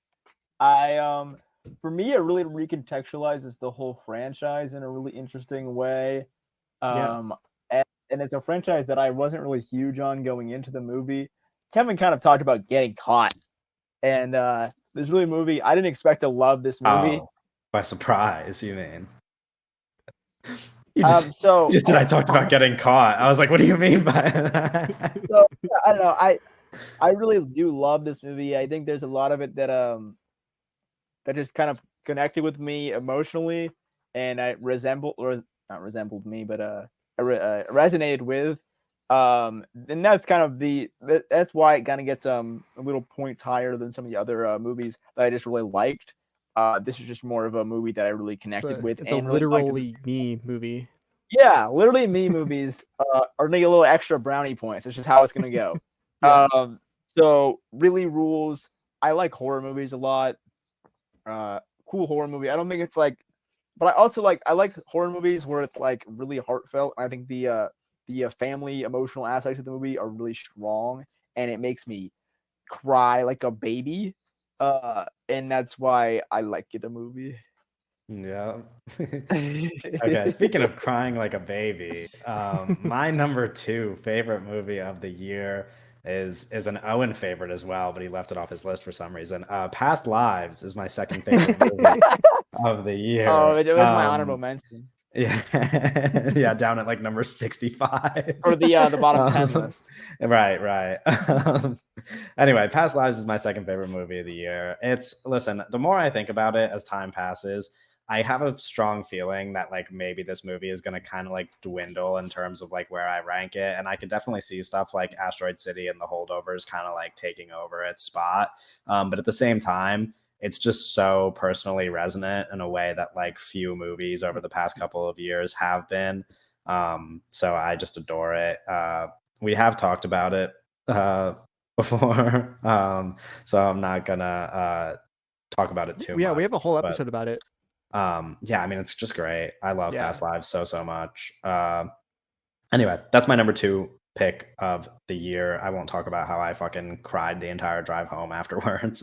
Doug, your second favorite movie of the year. I started doing laundry during that one. My second favorite movie of the year in the theater is oh yeah, you didn't see it in theaters, right? My second favorite movie of the year is all 4 Wes Anderson shorts on Netflix. I'm counting it as one. Actually. I'm counting it as one cheating anthology film. Yeah, fair enough. And I mean, fucking, he's the GOAT, brother. I sat down and watched all those bitches in one sitting, and I was like, fuck, bro, he's the GOAT. Yeah. He's operating on a different fucking level than any other filmmaker is right now. Just that sentence will have even more meaning when we get to your number 1 pick. Yeah, man, just constantly fucking pushing himself in like structurally, in terms of images, in terms of like narrative, and like it's just I don't even know, bro. It's like this idea of like making these Roald Dahl novels, and he's like, okay, he's sitting down, and he's like, he loves Roald Dahl, and it really colors all of his films, right? So how is he going to adapt these Roald Dahl short stories? He's like, they're short. What if we just have the actors read them? And what if we create like this kind of like stage motif? And then what if we do this? And what if we do this? And it's like, holy shit, you just made a masterpiece by like just like going out and swinging and being like these like really creative kind of like just interesting ideas that you're allowed to make, because companies like Netflix will just give you money to just like experiment, to just like go out there and experiment and do new things, and it's fucking brilliant. It's amazing. I love Wes Anderson. I love Wes Anderson right now. I love Wes Anderson and what he's doing right now. Anyways, yeah, he's awesome. Okay, Owen, your second favorite movie of the year. Another literally me movie is The Holdovers. Yeah. That's just how this is gonna work. They're gonna get like little bumps up to the top. They like fucking shot this movie in my backyard practically. They just like kind of took a fast one on me. They just said, here you go. Here, buddy. I think Paul Giamatti. You should have been an extra. You should have been one of the kids leaving the Paul school. Giamatti. I should have been one of the girls flirting with him at the bowling alley. Yeah, I don't know. We talked about this earlier. I think it's a very traditional narrative movie that I think not the kind of thing you usually go for. Yeah, but I do think it It's very good. It's not very great. I mean, very great. It's not like perfect because of some that is just what it is. But I think as far as narrative, uh, strictly narrative, you know, script centered, acting centered, uh, motion pictures to come out this year, it's definitely at the top. Again, yeah, Paul Giamatti is terrific. Most of the cast is pretty unknown. I think they're all really good as well. You know, I mean, it looks really great.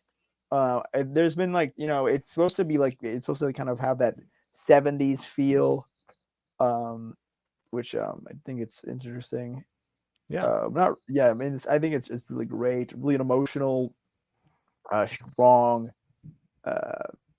like you know, typical. Soul. You know, yeah. I don't know. I think it's I think it's Kevin mentioned it as well. I think it's a great family movie to because it's you know, with it being a typical narrative, I think no one's gonna be too weirded out, or you know, it's a movie that will kind of bode well with everyone, but I think everyone will kind of be a fan of it.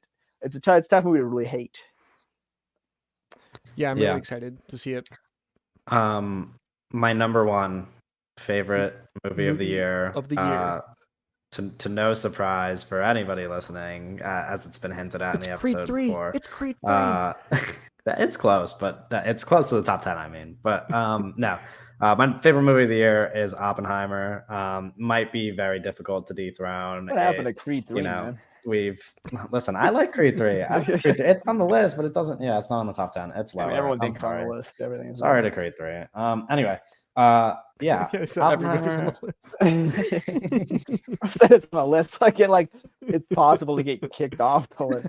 Okay, you know what I meant. I meant it was like it's outside the top 10, but it's not like low. Anyway, Oppenheimer. It's just like perfect. I mean, I've talked, about how like Nolan has fallen out of movie. Yeah, of course. I've talked reason. About I'm not saying how no. I mean, like Nolan has kind of fallen out of favor a little bit. I rewatched The Dark Knight in theaters recently, and I was like, yeah, this used to be like my second favorite movie ever. It's just not anymore. This is like the best thing that he could ever possibly make. I think. I don't really know how he gets better than this. Like it is just a combination of him, like how good he is as a director, paired with the fact that it has a lead performance from my favorite working actor, and not just any lead performance. Hopefully, like Oscar-winning, like best actor performance from the man that I love the most in the acting world. Funny.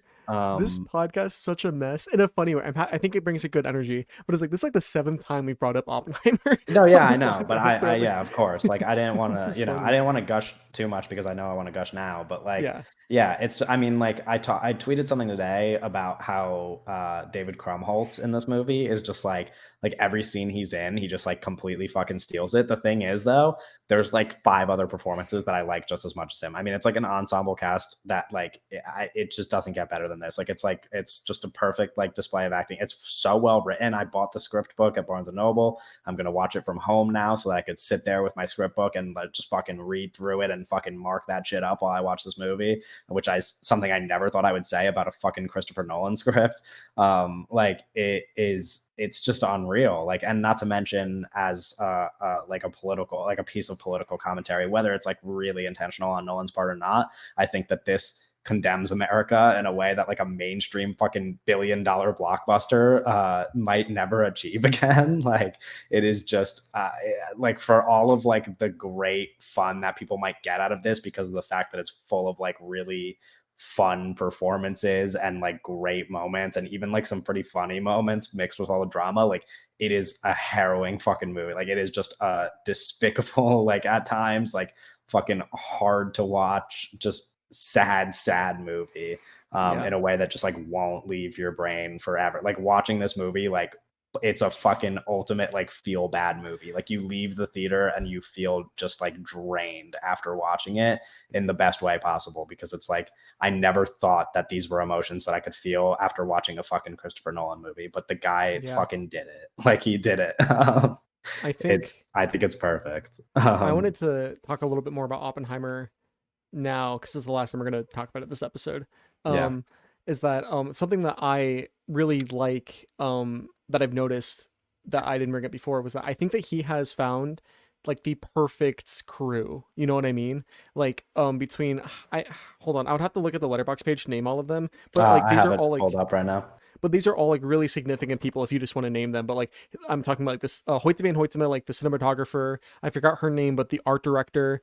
It's like very similar crew to what Jordan Peele found on Nope, but like these Yeah. people, like and obviously I forgot Ludwig, the Yeah, for the Ludwig composer. Göransson. Yeah, I mean Yeah, he's like unbelievable. these people that like that he has in this crew that he came to like work with Oppenheimer, I think like the perfect craftsmen in each of their Yeah. fields for like what he for his style and what he's trying to Yeah, do. And I I didn't think even that if mention it in he my ramblings, but like the Ludwig Göransson score is just like, I mean, it's yeah unbelievable stuff. I'm not like somebody to like go and like listen to like movie scores like outside of watching the movie, but I listened to it. Like I just pulled it up like kind of recently on Spotify and just played it, and I was like, this is like unreal.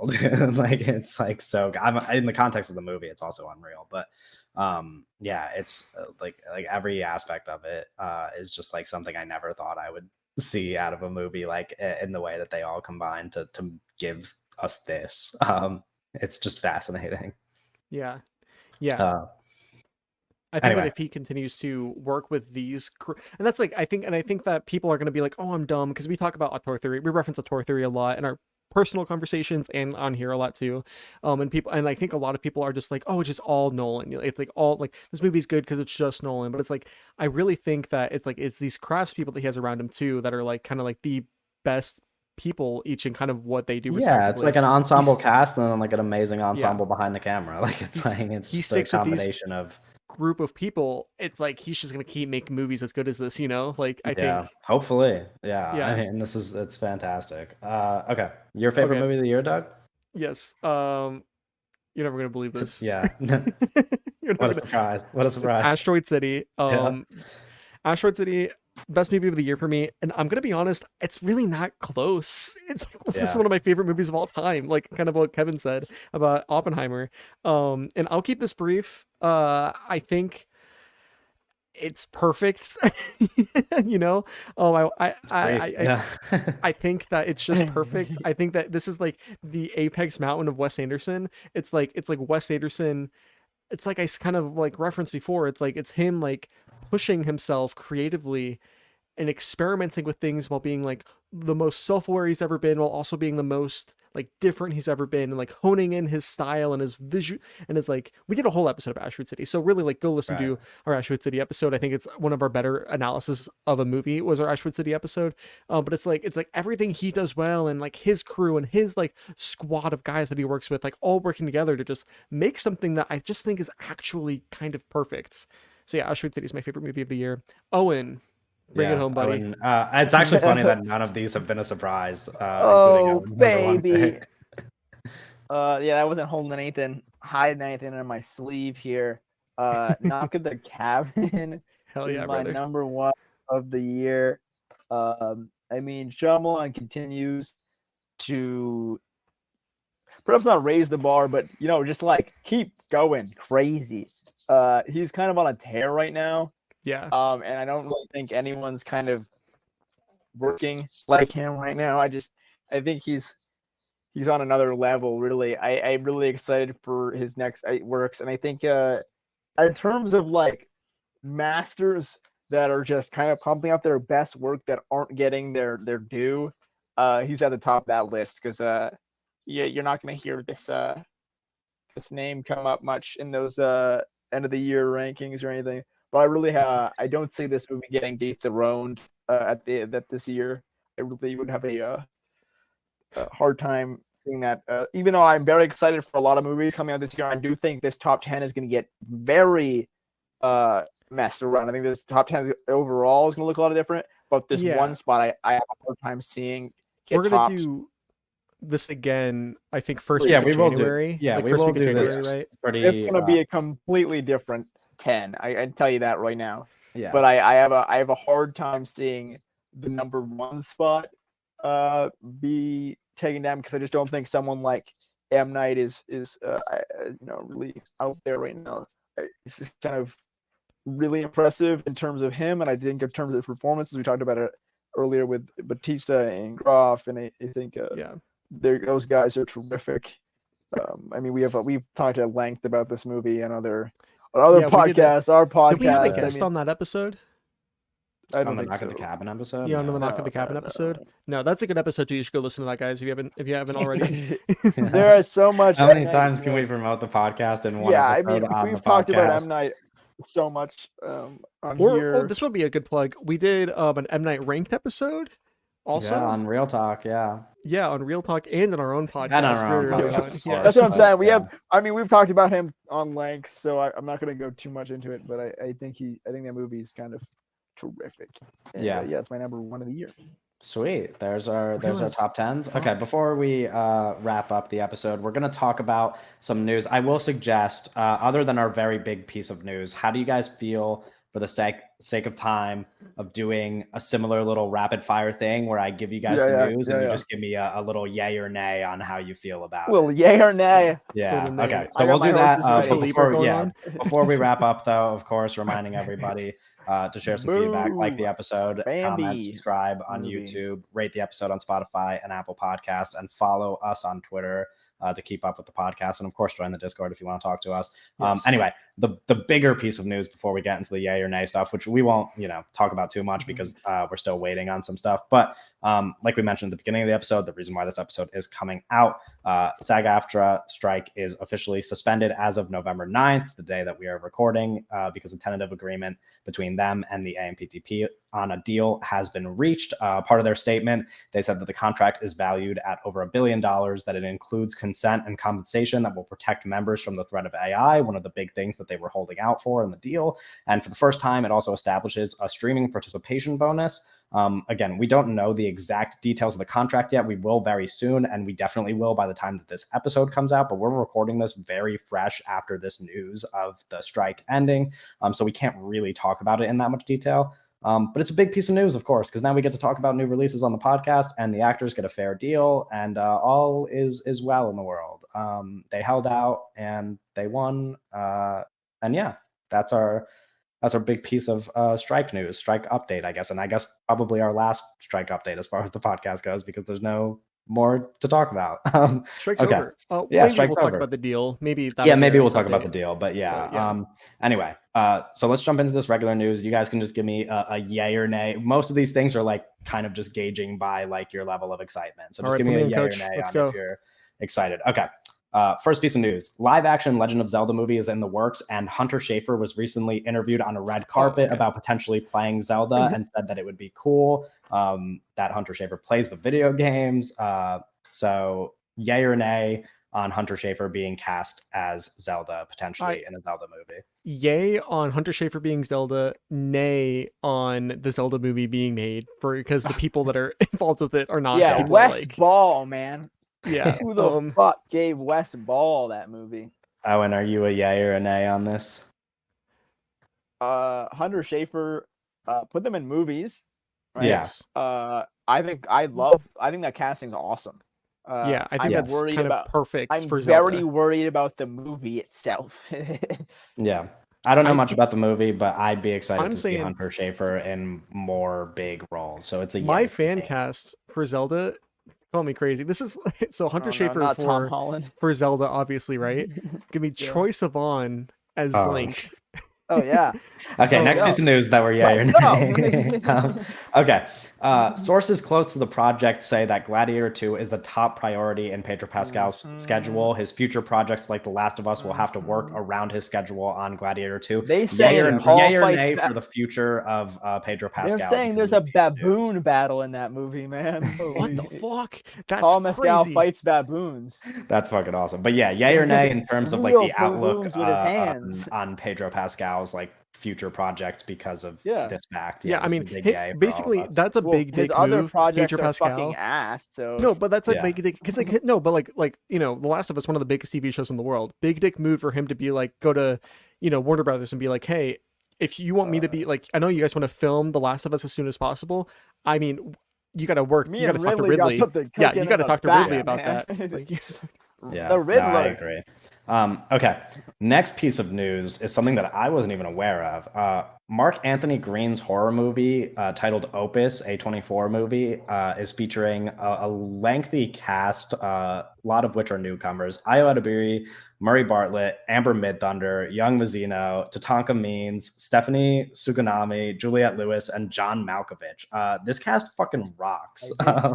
Like this shit John is Malkovich so is crazy.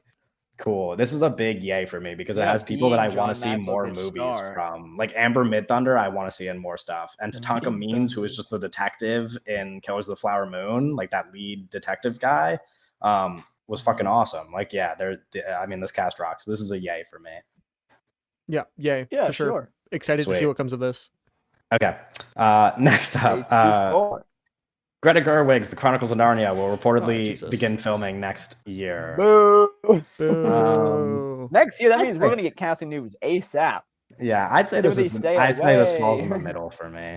Actually, I don't even think he can. I love the Chronicles of Narnia movies as a kid. I don't listen as far I like the books. Yeah, we talked about like where is Greta Gerwig stuff recently, but it's like if the route she's gonna take is like directing big blockbusters, there's worse people to direct them. Like I'm fine with it. No, but the worst people should direct them.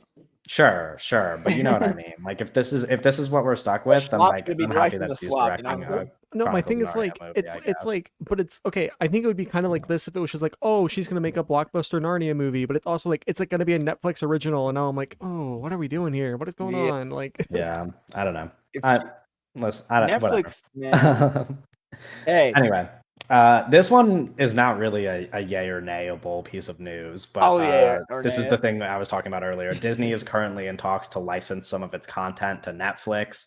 Do you know what that means? Yeah, I mean, essentially some like Disney stuff, original stuff that would be on Disney Plus, I believe, will be on Netflix. Like pre-existing things that already exist. Yeah, that already exist. They will be. Warner Brothers did something recently already. Netflix. Yeah. Warner Brothers, like, so a lot of the HBO originals are on Netflix right now too. So a neutral. Yeah, this is a neutral. We can't really say that. But okay, last piece of news. This is automatically a nay for Owen because it's a piece of TV news. But White Lotus creator Mike White teases a supersized third season. He said his quote is crazy, by the way. This is one of those like NBA quotes where they take them and they put them on like a meme thing. He talked about the third season and he said it's going to be longer, bigger, crazier. That's his quote. Hell yeah. And then he says there's lots of parts to cast. This is a yay for me because I like the first 2 seasons of White Lotus. If it turns into like lots of parts to cast is a nay for me because lots of parts to cast is exciting for me because like into shitty television. If you were involved in like the Emmy circuit and how many like people got nominated for White Lotus, like it's a show that lends itself to ensemble performances, like a bunch of people coming together. If it means he gets a huge cast of people giving really fun performances, like I'm in for that. So this is a yay for me. I don't know if this is on the news that you have. But Jared Leto climbing the Empire State Building. No. Hell yeah, that's a yay from me, man. I was gonna bring up the the rumor that Edgar Wright is supposedly connected to the Barbarella Sydney Sweeney movie to direct. Yeah, which is interesting. It's just a rumor, lot of people online are saying that he's a sexless director and that he doesn't have the horniness amount to direct a movie like Barbarella, which I think is quite interesting. Yeah, they're saying they might be on something. They're saying they need a freak in that chair. Yeah, get Owen in there. I don't know. I think that part of it's gonna be fine because it's like Sydney Sweeney is like the star of it and is like the producer. Like she's like ground zero for the whole project. Yeah. So it's like she's gonna have total control over like how sexual it is anyway. Like the director's not gonna dictate that. That's true. That's the worry online. I think Edgar Wright is a talented guy. I don't think he's. I think there's far worse. When I heard of this movie, I was expecting like Griffin Gluck or whatever that guy's name is. Like Will Gluck or like David Leitch or like. I said Griffin Gluck, dude. I was expecting that's so fucked up. I love that guy. I was expecting some freak to freaking like a derogatory like loser way. I just like some bum that can't do shit. I was just expecting some random guy on the street to direct this movie. Not an Edgar Wright is basically like Edgar Wright's like a real guy. And he misses sometimes, but like he's a real director. Yeah. But I think all guys, every guy misses, Yeah. Anyway. No, what were you gonna say something? No. Anyway, shout out Griffin Gluck. Your performance in American Vandal will live on forever. He's great in that Pete Davidson movie. Yeah, Big Time Adolescence. I'm surprised you've seen that. That's like one of those like young Kevin movies that like I watched. We're fans of Pete Davidson over here. Yeah, friend of the pod, Pete D. Okay, that's going to be a wrap on our episode. We will see you guys next week for episode 41. We'll see you later. Bye.